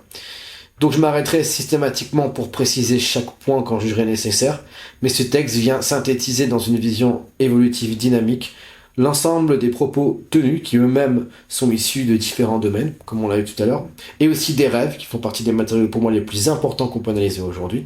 Ça vient faire la synthèse, ponctuer ça et donner une visée propulsive, dynamique, évolutive et possiblement fiable et crédible de tout ce qui a été évoqué. Alors j'ai nommé ce passage-là de l'union des êtres par les corps au salut des âmes par l'esprit. Avec le titre, il est parlant. De l'union des êtres par les corps, ce qui est le cas aujourd'hui. Nous nous unions par les corps pour disons, maintenir la prolifération terrestre, créer la vie, et finalement faire en sorte qu'elle se démultiplie. Et passage de ça, du coup, au salut des âmes par l'esprit. Si c'est les corps qui nous ont permis d'habiter cette terre et de se l'approprier, ce sera les âmes par l'esprit qui nous permettront de la sublimer. Alors, j'en viens maintenant au texte à proprement dit. Si primordial et structurel soit, dans le psychisme humain, la rencontre plénifiante des sexes, rien ne prouve, bien au contraire, que nous possédions encore une idée exacte du fonctionnement et des formes optimales de cette fondamentale complémentarité. Entre un mariage toujours polarisé socialement sur la reproduction et une perfection religieuse toujours présentée théologiquement en termes de séparation, une troisième voie, je ne dis pas moyenne mais supérieure, nous manque décidément. Alors qu'est-ce qu'il nous dit ? Il nous dit déjà d'emblée que certes la relation sexuelle est structurante et primordiale, autant parce qu'elle permet au psychisme humain de satisfaire dans cette complémentarité avec la femme, qu'elle permet à l'espèce de proliférer. Mais rien ne nous dit que la relation d'homme à femme établie sur le principe évidemment du mariage qui est là pour équilibrer la civilisation, autant que sacraliser l'union des êtres, rien ne nous dit que ce type de relation-là telle qu'on la voit, où c'est le sexe et l'attractivité qui surdétermine, je dirais, l'existence, ou tous les cas qui a permis son élaboration du couple, il y a la possibilité qu'il y ait autre chose. Une troisième voie supérieure. Maintenant, quelle est-elle ? Donc une troisième voie nous manque. Elle nous manque décidément. Alors, voie par la transformation révolutionnaire, dernièrement opérée dans notre pensée par la transposition de la notion d'esprit. Esprit non plus de dématérialisation, mais de synthèse. Non point fuite par retranchement, mais conquête, par sublimation, des insondables puissances spirituelles encore dormantes sous l'attraction mutuelle des sexes. Alors ce qu'il nous dit, ça rejoint les propos qu'on peut voir de Simone Weil sur l'attention, avec la pomme qu'il ne faut plus croquer mais qu'il faut contempler. Ça rejoint les propos, la description de mort imminente de Storm, et ça rejoint aussi Heidegger qu'on a évoqué en tout début. Il nous dit qu'en fait il y a derrière, finalement, notre énergie allouée à la reproduction, une possibilité encore dormante de transformation en énergie spirituelle. Donc il dit qu'il y a une attraction mutuelle, et c'est quelque chose qui fait qu'on s'attire mutuellement, et cette attraction aboutit à l'acte sexuel, et caché derrière cette attirance quelque chose de possiblement plus grand. D'ailleurs ce magnétisme, et ce qui en découle, à savoir du coup l'acte sexuel, est caché quelque chose qu'on peut éventuellement utiliser et orienter à des fins supérieures. Il dit, tels sont, j'en suis persuadé, la secrète essence et la magnifique tâche à venir de la chasteté. Chasteté qui est un mot qu'on renvoie toujours à la retenue, qu'on renvoie à l'autolimitation, à la flagellation et à la privation. Et si du coup on se retient de copuler, de coucher, juste parce que c'est moralement répréhensible, comme on l'imagine dans le cas des religieux, il va de soi que c'est pas vertueux en soi. Ça serait du coup simplement contre la décadence. Et tout problème est là des gens de droite en général, c'est qu'ils n'ont pas de modèle à porter, si ce n'est celui consistant à limiter l'aspect négatif d'une foi aveugle dans le matérialisme ou d'une foi aveugle dans l'humanité repliée sur elle-même et ses certitudes. Ils la contestent, mais ils ne protestent pas une alternative. Finalement, la faveur des uns est, comment dire, c'est-à-dire cette traditionnalité, on peut dire de droite, la faveur des uns, est combattue, on va dire, par on va dire, l'excès de foi aveugle des autres. Donc, les uns sont stables, mais on pourrait dire, dans leur stabilité, assez réfractaire et assez rigide. Les autres sont dynamiques, mais ils manquent de stabilité. Et donc, pour résoudre cette équation-là, la chasteté ne serait pas une retenue pour faire face à la décadence, mais ça serait un moyen transitoire de restaurer l'énergie, de la neutraliser, pour ensuite en faire le combustible susceptible d'envoyer l'humanité dans sa phase évolutive nouvelle. D'ailleurs, c'est souvent le cas dans les films de science-fiction, ou en film en général, il faut une énergie, un artefact, quelque chose qui vient propulser un véhicule. On pense à Retour vers le futur, avec, au moment donné dans le 1, je crois, où il cherche, si je dis pas de bêtises, l'uranium, je crois, quelque chose comme ça, si je me souviens bien. Bon, bah, c'est des questions-là, l'énergie. Donc, si on croit en une destination, il faut d'abord y croire. Et il s'agit de s'imaginer que la noosphère, la sphère de l'esprit, l'union des consciences est possible. Encore faut-il supposer que l'énergie propulsive, elle aussi, est atteignable. Et non seulement elle est atteignable, elle est déjà présente. Elle est seulement juste par notre imagination et une foi, je dirais, gelée, coincée dans des représentations limitantes. Et donc il poursuit en disant, désormais en vertu du nouvel aspect moral pris à nos yeux par la matière, le détachement spirituel prendra la forme d'une conquête. Alors là c'est clair, je répète la phrase. Désormais en vertu du nouvel aspect moral pris à nos yeux par la matière. Pourquoi ? Parce que la conquête de la matière, sa gestion et plus encore sa démultiplication, fait partie de la moralité. ayez un travail. Certes, c'est pour subvenir à nos besoins, mais pour contribuer à la collectivité parce qu'elle s'inscrit seulement dans ce mouvement industriel d'exploitation de la matière. Bon. Donc comme elle a atteint une dimension morale, même d'obligation, il faut supposer que réussir à s'en détacher, ça sera une conquête. Se détacher de l'aveuglement et de l'omnubilation qu'on a constitué dans le rapport de productivité ne pourra pas représenter une défaite, mais une conquête. Et on voit bien aujourd'hui la montée des forces spirituelles, ou en tout cas, des propositions spirituelles. Mais qu'est-ce que c'est sinon une suggestion pour nous séparer de ce dans quoi on est englué, enlisé. Vous voyez ce que je veux dire, les gars? C'est ça le truc. Tout ce qu'on voit, tout ce qui monte, converge, aussi différent, critiquable que ça peut être sur des plans doctrinaux, c'est la démonstration qu'en étant enfermé dans la matière, il y a un contre-courant massif qui passe par des biais différents, qui nous encourage à s'en séparer, non pas pour l'abandonner radicalement, mais pour se restaurer, nous, psychologiquement, afin de la réembarquer dans une évolution et pas s'enfoncer en elle quand on est sable mouvant. C'est la nuance que j'évoque là. Et donc s'immerger pour être soulevé et pour la soulever dans le flot des énergies créées, sans excepter la première et la plus brûlante d'entre elles, la chasteté. Donc comme la résignation, la pauvreté et les autres vertus évangéliques. Elle est essentiellement un esprit. Ainsi commence à se dessiner devant nous une solution générale au problème du féminin. Alors il faut voir la question du problème du féminin tel que Teilhard, lui, l'envisage, comme une problématique au départ qui était théologique aussi. Il faut se rappeler qu'il y a même des conciles, notamment celui de Mâcon au 7e siècle, je crois, qui se demandaient si les femmes avaient une âme ou pas. Alors évidemment, aujourd'hui c'est aberrant, et ça l'est avec du recul, mais le problème de la femme tel que l'évoque théologiquement Teilhard et tel qu'il nous propose de la prendre en compte, c'est le fait qu'elle constitue en soi une caractéristique anthropologique en termes d'attitude qui diffère de l'aspect masculin, de domination, d'exploration par une dimension plus esthétique, une dimension plus reproductive, d'ailleurs c'est son rôle. Et donc ce qu'il nous dit, c'est que pour l'homme, l'incompréhension envers le féminin, c'est derrière celle-ci qu'il faut trouver la clé de l'évolution. D'accord ?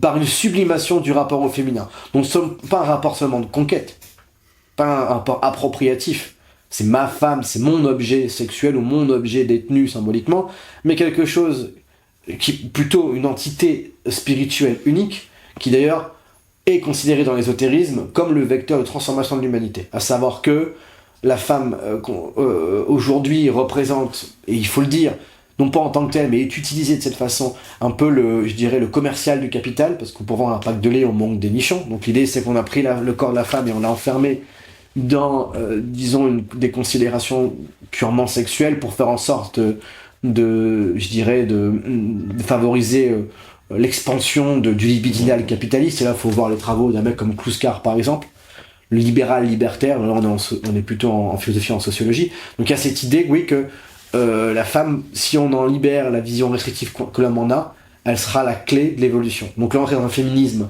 métaphysique et pas un féminisme social consistant à utiliser la volonté d'émancipation de la femme à des fins de reproduction du capitalisme. Là, je renvoie à les travaux plutôt marxistes, modernes, comme Kluskar à l'évidence, mais plutôt l'idée que derrière l'image libérée de la femme que l'homme s'en fait, il y a les clés, d'ailleurs, les clés de l'évolution humaine. D'ailleurs, dans l'Apocalypse, c'est bien Marie, qui a un rôle prépondérant avec l'archange Saint-Michel, face du coup à la bête de l'Apocalypse. Donc il y a la femme, disons, sublimée dans l'âme de l'homme et dans l'esprit de l'homme est forcément la clé de l'évolution.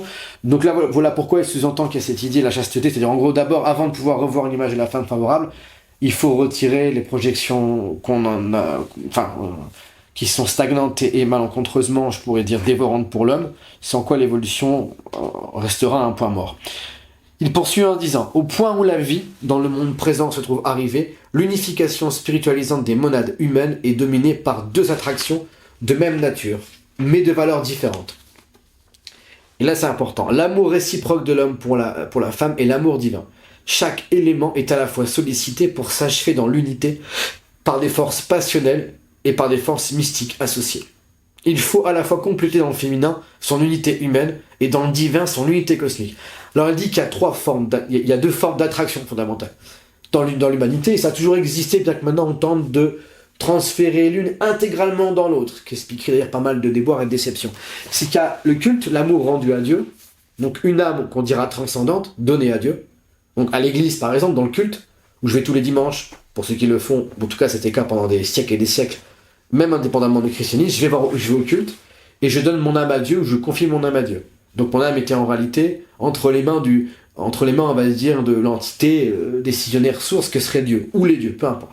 Et par ailleurs, mon anima immanente, qui serait l'âme consacrée au monde, elle, relève de l'amour que j'ai pour ma femme, qui lui-même donnera des fruits, à savoir les enfants. Mais l'idée, c'est qu'il y a deux amours, l'amour réciproque de l'homme pour sa femme qui le lui rend, et l'amour de Dieu, dont l'homme espère qu'il lui rendra. Et ça a toujours existé. Donc il dit que dans cette force-là, dans cet amour-là, l'homme peut réussir le tour de force d'unifier ces deux amours-là. Unifier l'amour pour le monde et la femme, et l'amour pour Dieu. Et donc du coup, il dit bien à la fin, il lui faut la compléter, donc cet amour-là, dans le féminin. Donc il faut que dans le féminin, il complète son humanité, il le dit bien. Il faut à la fois compléter dans le féminin son unité humaine, donc en fait, par la femme qui est du coup ce qui permet de sortir de l'aspect familial et des restrictions, ou plutôt du confinement psychologique infantile et adolescent, pour les conquérir le monde. Donc à partir de la femme, on complète son unité humaine. Et à partir de Dieu, donc dans la relation d'anima transcendante, on complète son unité cosmique. Et si vous ne cherchez pas l'unité cosmique volontairement, donc Dieu avec votre âme transcendante, par le culte ou autre, alors vous chercherez le cosmique, donc l'universel, dans le singulier, dans votre femme. Et c'est là que le drame arrivera. Parce qu'elle ne pourra pas être à la hauteur de ce que vous recherchez inconsciemment, à savoir l'unité de Dieu. Donc dans l'humain, dans la femme, on se complète en tant qu'humain, et réciproquement. Et dans Dieu, on se complète en tant qu'être cosmique, universel, pourvu de caractéristiques divines. Est-ce que c'est clair ce que je raconte? Alors je poursuis. Tout cela, c'est la même énergie de convergence, le même amour, au fond, mais les deux forces ne jouent pas immédiatement en concordance. Donc là, n'oubliez pas les cours qu'on fait ensemble. Hein. Là, il faut vous situer par deux mots simples. Anima immanente, anima transcendante. En vous reprenant bien l'idée que le monde dans lequel on vit, le monde, je dirais, au sens le plus simple, la mondanité, avec son pouvoir, je dirais, de détournement, utilise vos besoins transcendants, d'absolu, et vous propose d'essayer de les chercher dans l'immanent, de chercher perpétuellement l'infini dans le fini. D'où les désastres, la violence, la frustration. Ça engendre. Le diable, c'est ça, il divise, il détourne. C'est le besoin d'absolu, en absolutisant par l'image, ce qui n'est que du relatif qui doit lui-même se référer à l'absolu. Et donc, comment convient-il de les combiner? Comment combiner cette aspiration de la réussite au monde, cette horizontalité, avec la verticalité spirituelle? Pour obtenir une résultante qui porte à son maximum le rendement spirituel, telle est en vrai la question posée par la chasteté. Quelle raison pouvons-nous avoir de nous en méfier? La voici. C'est que dans le don éblouissant du corps, et là c'est hyper important, dans le don éblouissant du corps, une sorte de court-circuit se produise. Un éclat qui absorbe et neutralise une fraction de l'âme, quelque chose est né, mais qui s'est largement consommé, voire consumé sur place. Alors qu'est-ce qu'il dit? Pourquoi il nous dit là? Pourquoi nous méfier de la question de la sexualité ou du rapport à l'immanence? Parce qu'il dit qu'en fait, quand on est omnibulé par des simples idées de projection sexuelle ou d'accouplement, ou plus généralement encore de relation avec la femme comme la chose essentielle et totalisante, eh bien on crée un court-circuit. C'est-à-dire qu'en gros, on va enfermer une énergie dans quelque chose qui a vocation à la restituer, à être un relais de cette énergie-là. C'est pour ça qu'on se marie devant Dieu, parce que c'est lui qui le permet, et c'est à lui qu'on restituera à la fin de notre vie la relation. Comme quand on baptise quelqu'un, tu as un rapport à toi, à trois. Moi, la personne que je consacre, ou le couple, donc à Dieu mariage, et Dieu qui valide. Et donc l'idée, c'est que dans le rapport à la sexualité détachée de toute notion transcendantale, c'est-à-dire de réinvestissement libidinal, il y a un court-circuit qui s'opère, et une partie de l'âme, une fraction de l'âme est absorbée, elle est carrément consumée sur place. D'ailleurs, les mots qu'on emploie pour caractériser un état de possession, mais dans un langage commun. On dira elle a volé mon âme, elle a volé mon cœur. C'est des termes qu'on emploie régulièrement. Quand on tombe amoureux de quelqu'un, on tombe dans ses filets, on a l'impression qu'on est divisé, fractionné, dépendant. Parce qu'elle ne peut pas, cette personne-là, qu'il s'agit de l'homme ou la femme, contenir les aspirations présentes en sein de chaque personne, et plus encore que les contenir, les entretenir au point de créer une satisfaction constante. Au contraire, ça engendrera invariablement, inévitablement une déception à la hauteur des attentes inconscientes présentes dans l'âme humaine, qui veut le paradis, qui veut Dieu, mais qui veut aussi posséder, jouir, et s'il oublie de penser à Dieu, dans la possession de la jouissance, il croira trouver Dieu, mais c'est le diable qui trouvera. Sans aucun doute. Voilà pourquoi il s'agit de considérer que cette fraction de l'âme fractionnée, engendre une consommation sur place de son principe. Je poursuis. Le moment est peut-être venu où, conformément aux lois inflexibles de l'évolution, l'homme et la femme, désignés par la vie pour promouvoir au plus haut degré possible la spiritualisation de la terre, doivent abandonner pour se prendre la matière qui a été jusqu'ici la seule règle des êtres. L'instant du don total coïnciderait alors avec la rencontre divine. Et alors maintenant, du point où je suis parvenu, il me semble distinguer autour de moi les deux phases suivantes dans la transformation créatrice de l'amour humain. Je vais y revenir. Mais là, il nous laisse entendre qu'en réalité, on doit abandonner là ponctuellement le rapport qu'on a à la matière. Ça serait, et on voit très bien, si j'essaie de contextualiser ça, les conflits intergénérationnels. On voit des adolescents qui sont dans une idéalisation du virtuel, qui n'est pas encore un virtuel spirituel, qui est un virtuel numérique. Il s'agira de penser aux jeux vidéo, c'est déjà une dématérialisation.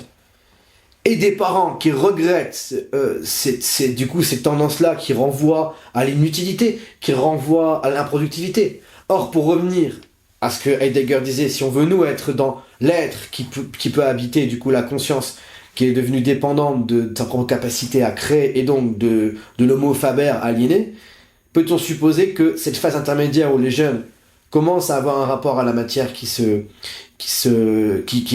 évolue, qui change et qui se dédensifie, on pourrait dire, simplement, ça serait une phase intermédiaire d'évolution, c'est à supposer.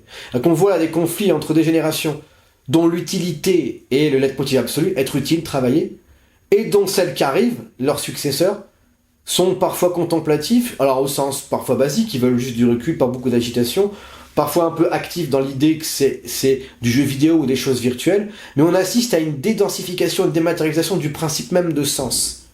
Et donc, Teilhard ne connaissait même pas les jeux vidéo, mais son intuition et sa grande, on va dire, qualité de discernement philosophique et spirituel s'avère être absolument génial pour le coup, parce que il dit bien que pendant un moment, on va abandonner, refroidir l'idée qu'on a d'une valeur que par l'utilité, pour aller vers autre chose, avec une phase transitoire qui serait celle du détachement de la matière. Vous voyez, repensez aux jeunes maintenant, comment ils se comportent par rapport à ça. Beaucoup moins dans l'idée que la réussite est tributaire de l'accumulation des objets et d'un patrimoine, mais dans un instant présent, semi-contemplatif, parce qu'il n'est pas tout à fait, mais où l'aventure des jeux vidéo ou des choses peu concrètes, peu palpables, prennent une importance bien plus grande que la quête d'accumulation, du coup à la fois de statut social ou de patrimoine peut l'être ou l'a été pour leurs parents. Donc là, Teilhard ne pouvait pas savoir ça, et on assiste à cette réalité. Au cours d'une première phase de l'humanité, l'homme et la femme, reployés sur le don physique et les soins de la reproduction, développent graduellement autour de cet acte fondamental une auréole grandissante d'échanges spirituels. Alors là, c'est simple. Adrien, ça va? Parce que je vois que tu fermes les yeux souvent. Fatigué.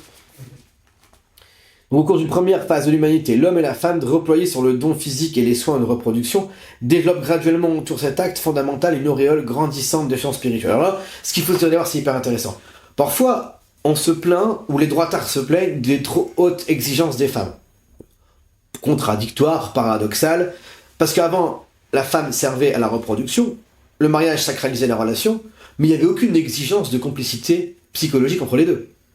C'était une femme a de la valeur, même, je dirais, quand vous regardez le fonctionnement des dynasties et des monarchies en Europe, la valeur d'une femme se mesurait à la capacité à pouvoir pondre un héritier, par définition. Donc, c'était ça qui caractérisait la relation.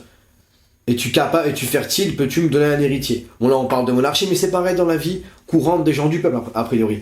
Il n'y a pas de visée idéaliste sur le pourquoi du comment du couple. Ça n'existait pas.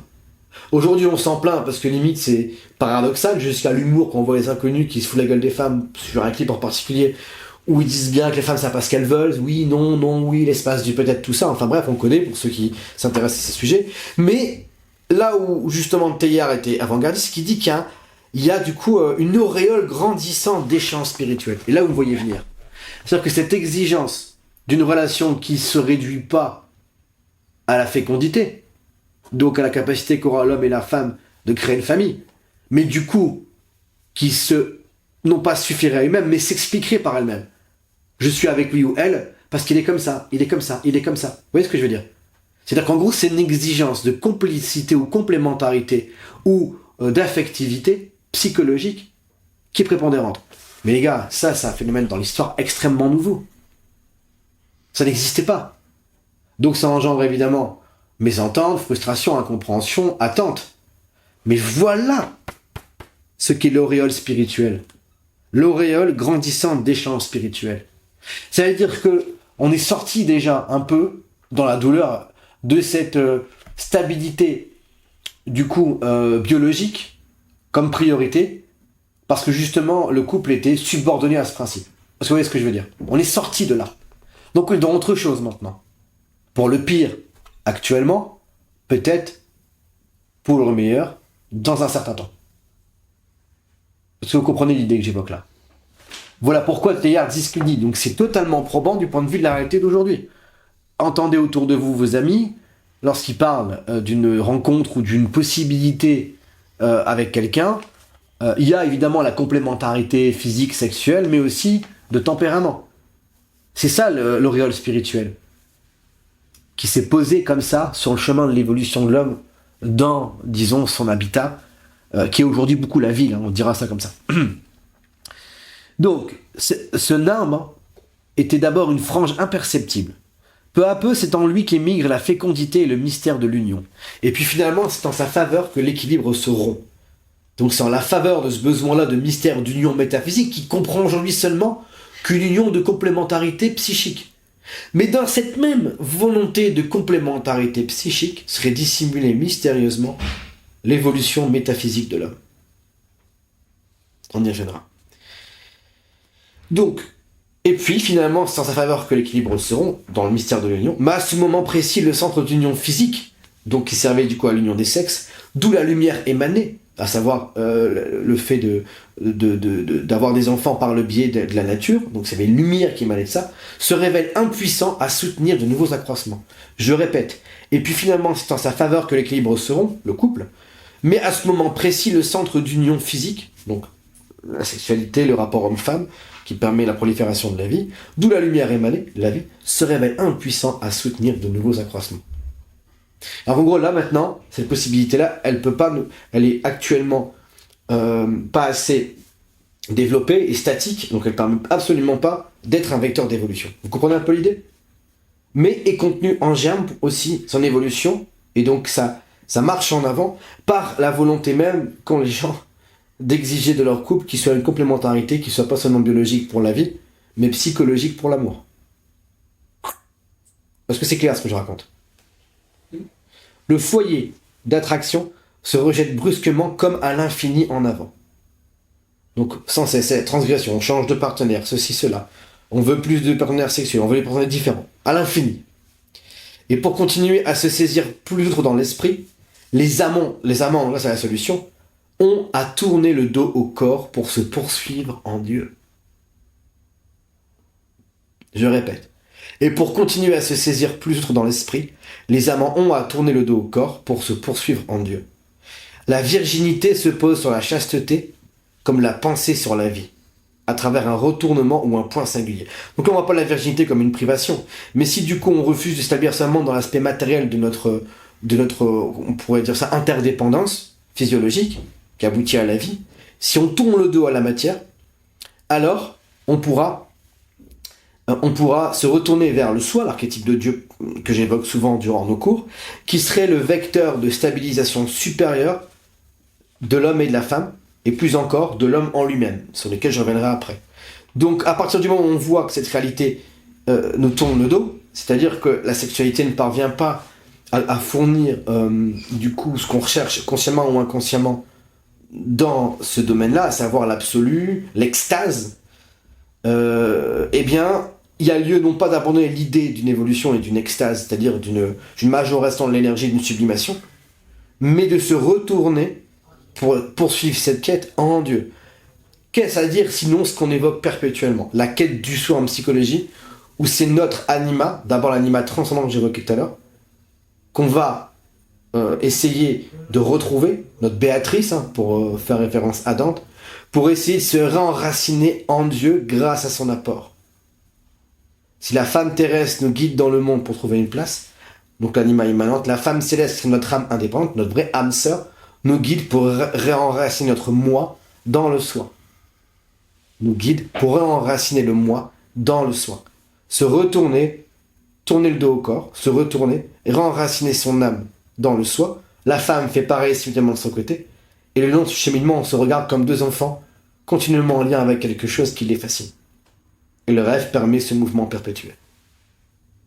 La virginité se pose sur la chasteté, comme la pensée sur la vie à travers un retournement ou un point singulier. Est-ce que c'est clair ce que je raconte? Pas de questions? Alors, je poursuis, il reste une page les gars, je fais au mieux pour aller vite. Hein. Bien entendu, une pareille transformation sur la surface de la Terre ne saurait être instantanée. Donc là, ils ont dit tout ça, le retournement, qui correspond parfaitement à ce que nous on évoque dans nos cours perpétuellement. Vous voyez? Donc là, il nous dit, bien entendu, une pareille transformation sur la surface de la Terre ne saurait être instantanée. Il faut essentiellement le temps. Ainsi, à l'heure présentée, l'union des corps garde sa nécessité et sa valeur pour la race. Donc là, il n'est pas en train de dire qu'il faut arrêter de coucher ensemble et que la vie se perpétue, mais simplement, il faut la resituer. Mais sa qualité spirituelle est désormais définie par le type d'union plus haute qu'elle alimente, après l'avoir préparée. Vous voyez?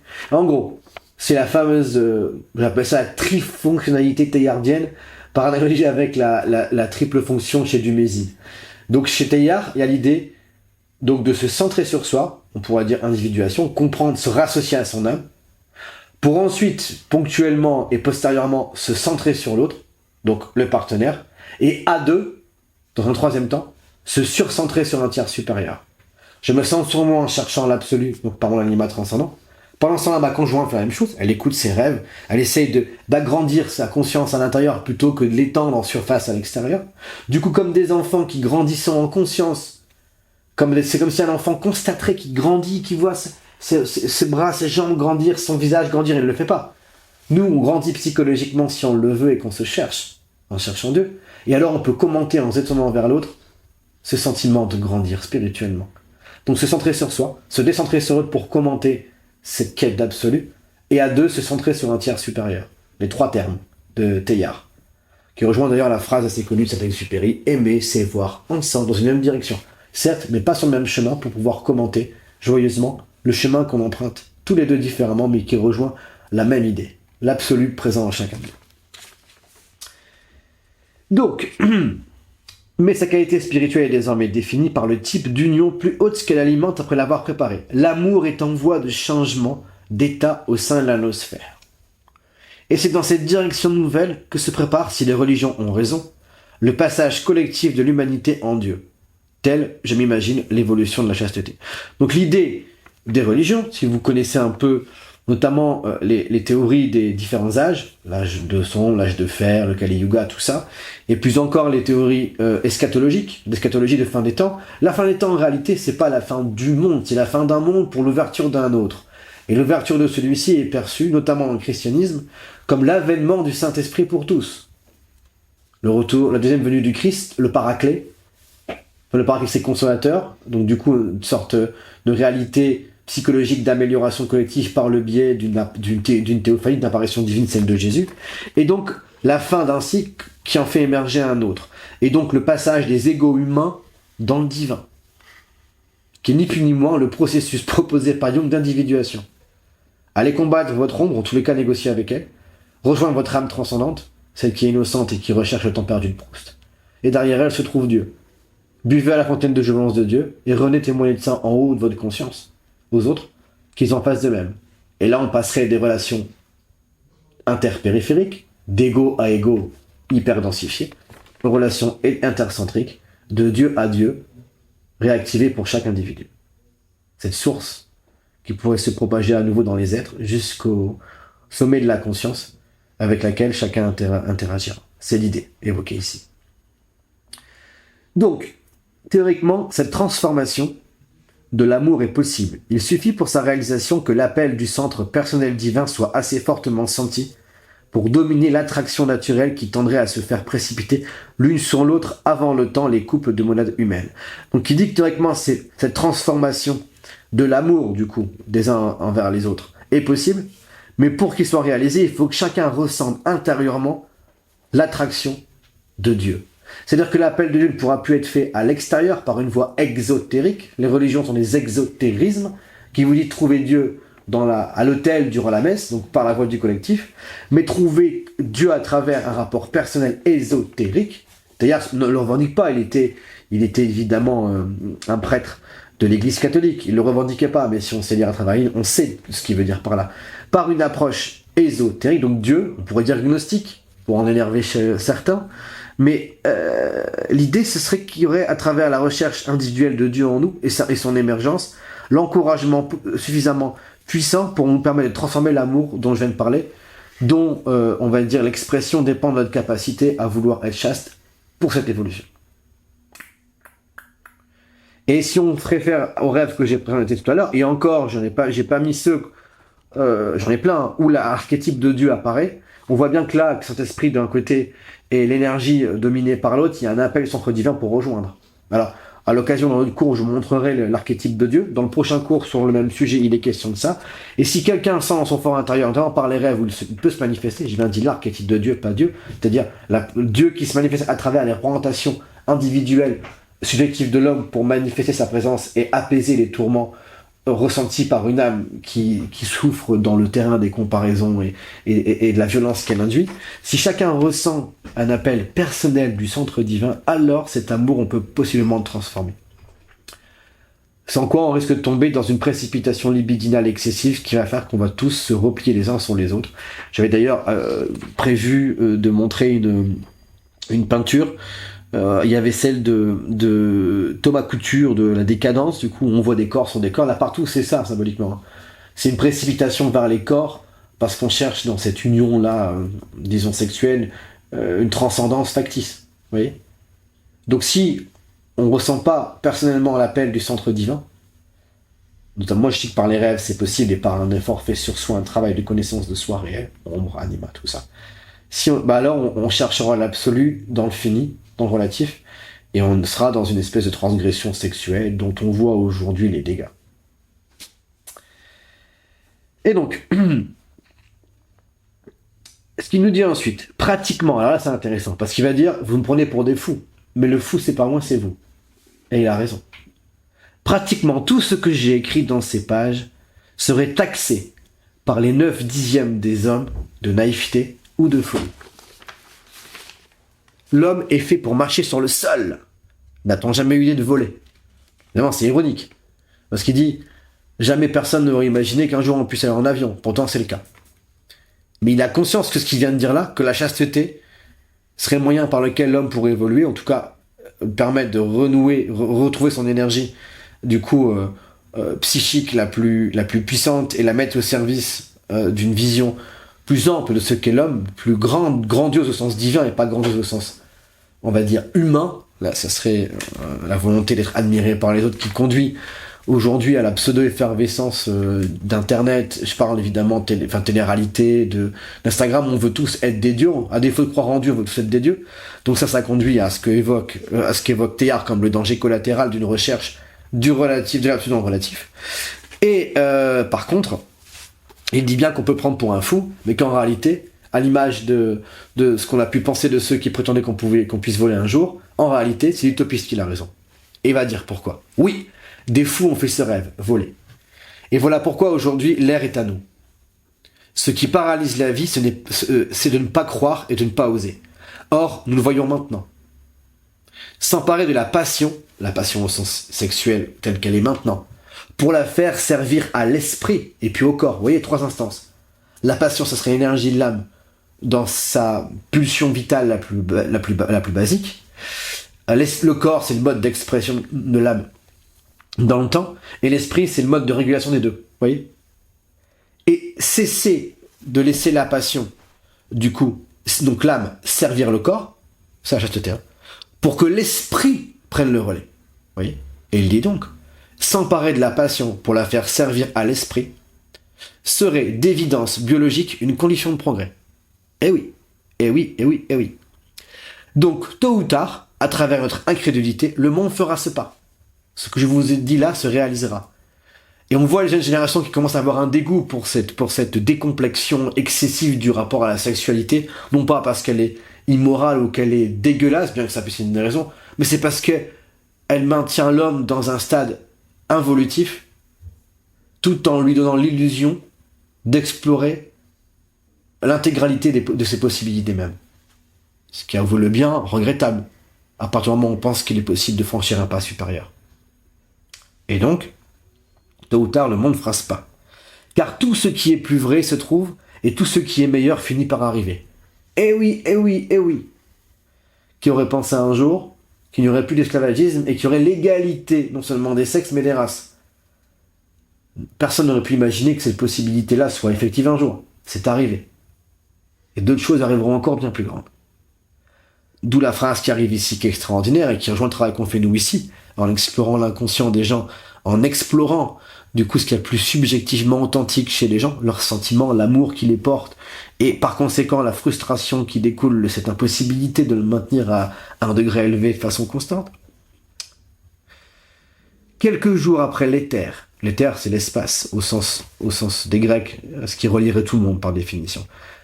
L'éther, les vents, les marées, la gravitation, nous capterons pour Dieu les énergies de l'amour. Et alors, une deuxième fois dans l'histoire du monde, l'homme aura trouvé le feu.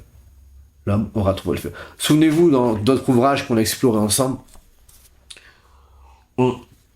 Teilhard, qui était scientifique de formation, n'oublions pas, donc paléontologue, nous disait qu'en réalité, si l'homme a découvert ce qu'on appelle les isotopes, donc c'est tableau Mendeleïev, c'est-à-dire en gros les éléments premiers constitutifs de la matière, le carbone, tout ça.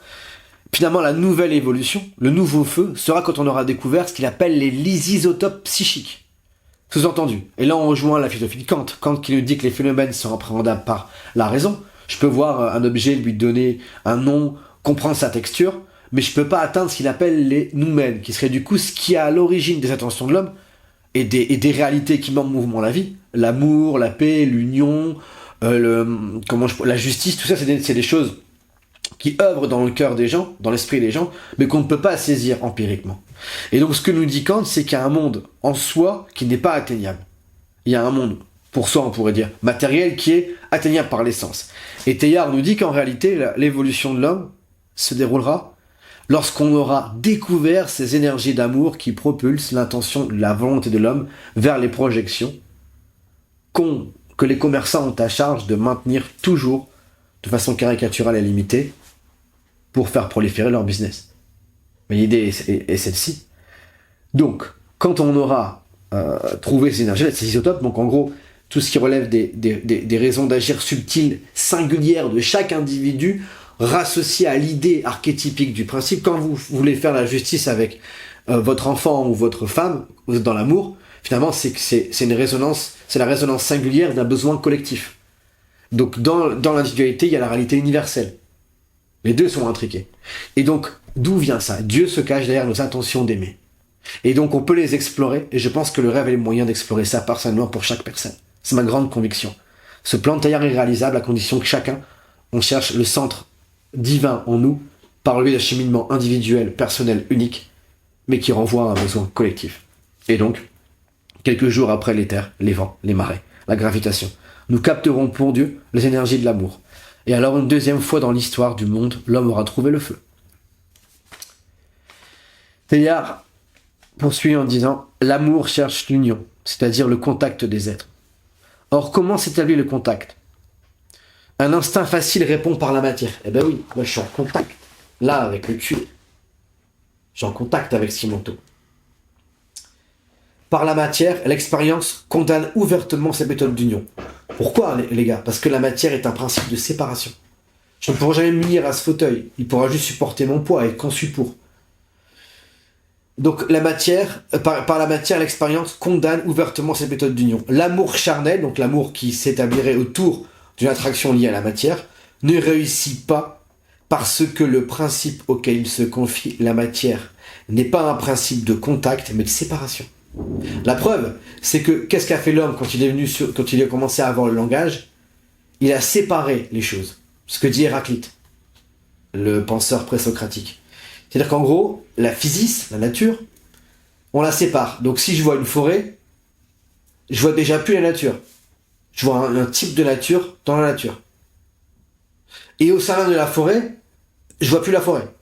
Je vois un arbre, des feuilles, des animaux. Donc la matière tangible, par l'observation de l'homme, est un principe qui oblige à diviser. Or, qu'est-ce qu'on cherche dans les relations humaines? À s'unir.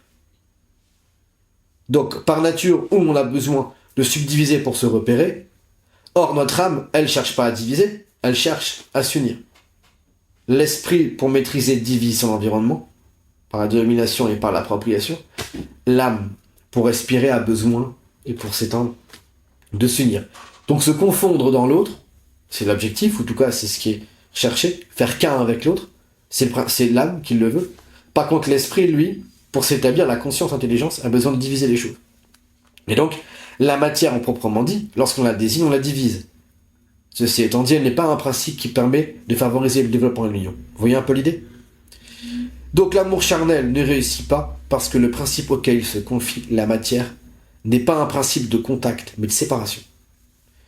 Plus on cherche à se joindre sur une sphère inférieure, plus on s'écarte les uns des autres. Regardez les moyens par lesquels aujourd'hui il est possible à tout le monde, en quelques instants, de se rencontrer. Réseaux sociaux, sites de rencontres. Est-ce que les gens n'ont jamais été aussi divisés que maintenant? La réponse est oui. Parce qu'on se cherche tous sur une sphère inférieure. Alors nos attentes inconscientes engendrent une impossibilité de communion avec l'autre. L'un attend telle chose de l'autre, l'autre attend telle autre. Ou si c'est le cas ponctuellement, on couchera ensemble, c'est bien. Mais ça sera que ça. Une exaltation, une éruption momentanée qui ne permettra pas à l'âme de maintenir sa volonté ascensionnelle. Et donc, plus on cherche à se joindre sur une sphère inférieure, ce qui donnerait du coup du sens à la chasteté en tant que mouvement propulsif de l'âme vers des sommets nouveaux, plus on s'écarte les uns des autres. Comment alors faut-il s'aimer pour se rapprocher? En vérité, dans l'esprit. Pierre Teilhard de Chardin. C'est-à-dire que si vous aimez quelqu'un, et on prend la question du couple, en explorant qui vous êtes et qui il est, et que vous cherchez une complémentarité non pas totale, mais au moins partielle, parce que chacun cherche sa complémentarité, sa réalité et son essence dans sa quête de Dieu, dans l'individuation, alors il s'unit à l'autre. Je dirais avec une nervosité, une pression moindre, qui crée une complicité, une complémentarité détachée, et un rapport dans l'esprit et pas dans le corps qui condamne à la transgression, au changement, au bouleversement et à l'imagination combleuse de vide. Et je conclurai en disant bien évidemment, comme Veil le disait, si l'enfer, ou plutôt la chute a eu lieu parce qu'on a croqué la pomme, si vous voulez la retourner au paradis, mais il faut contempler la pomme. C'est-à-dire contempler la réalité en esprit de l'autre et de la vie, plutôt que l'approprier en corps, sans quoi on restera à vitam aeternam les esclaves que ce monde aime qu'on soit.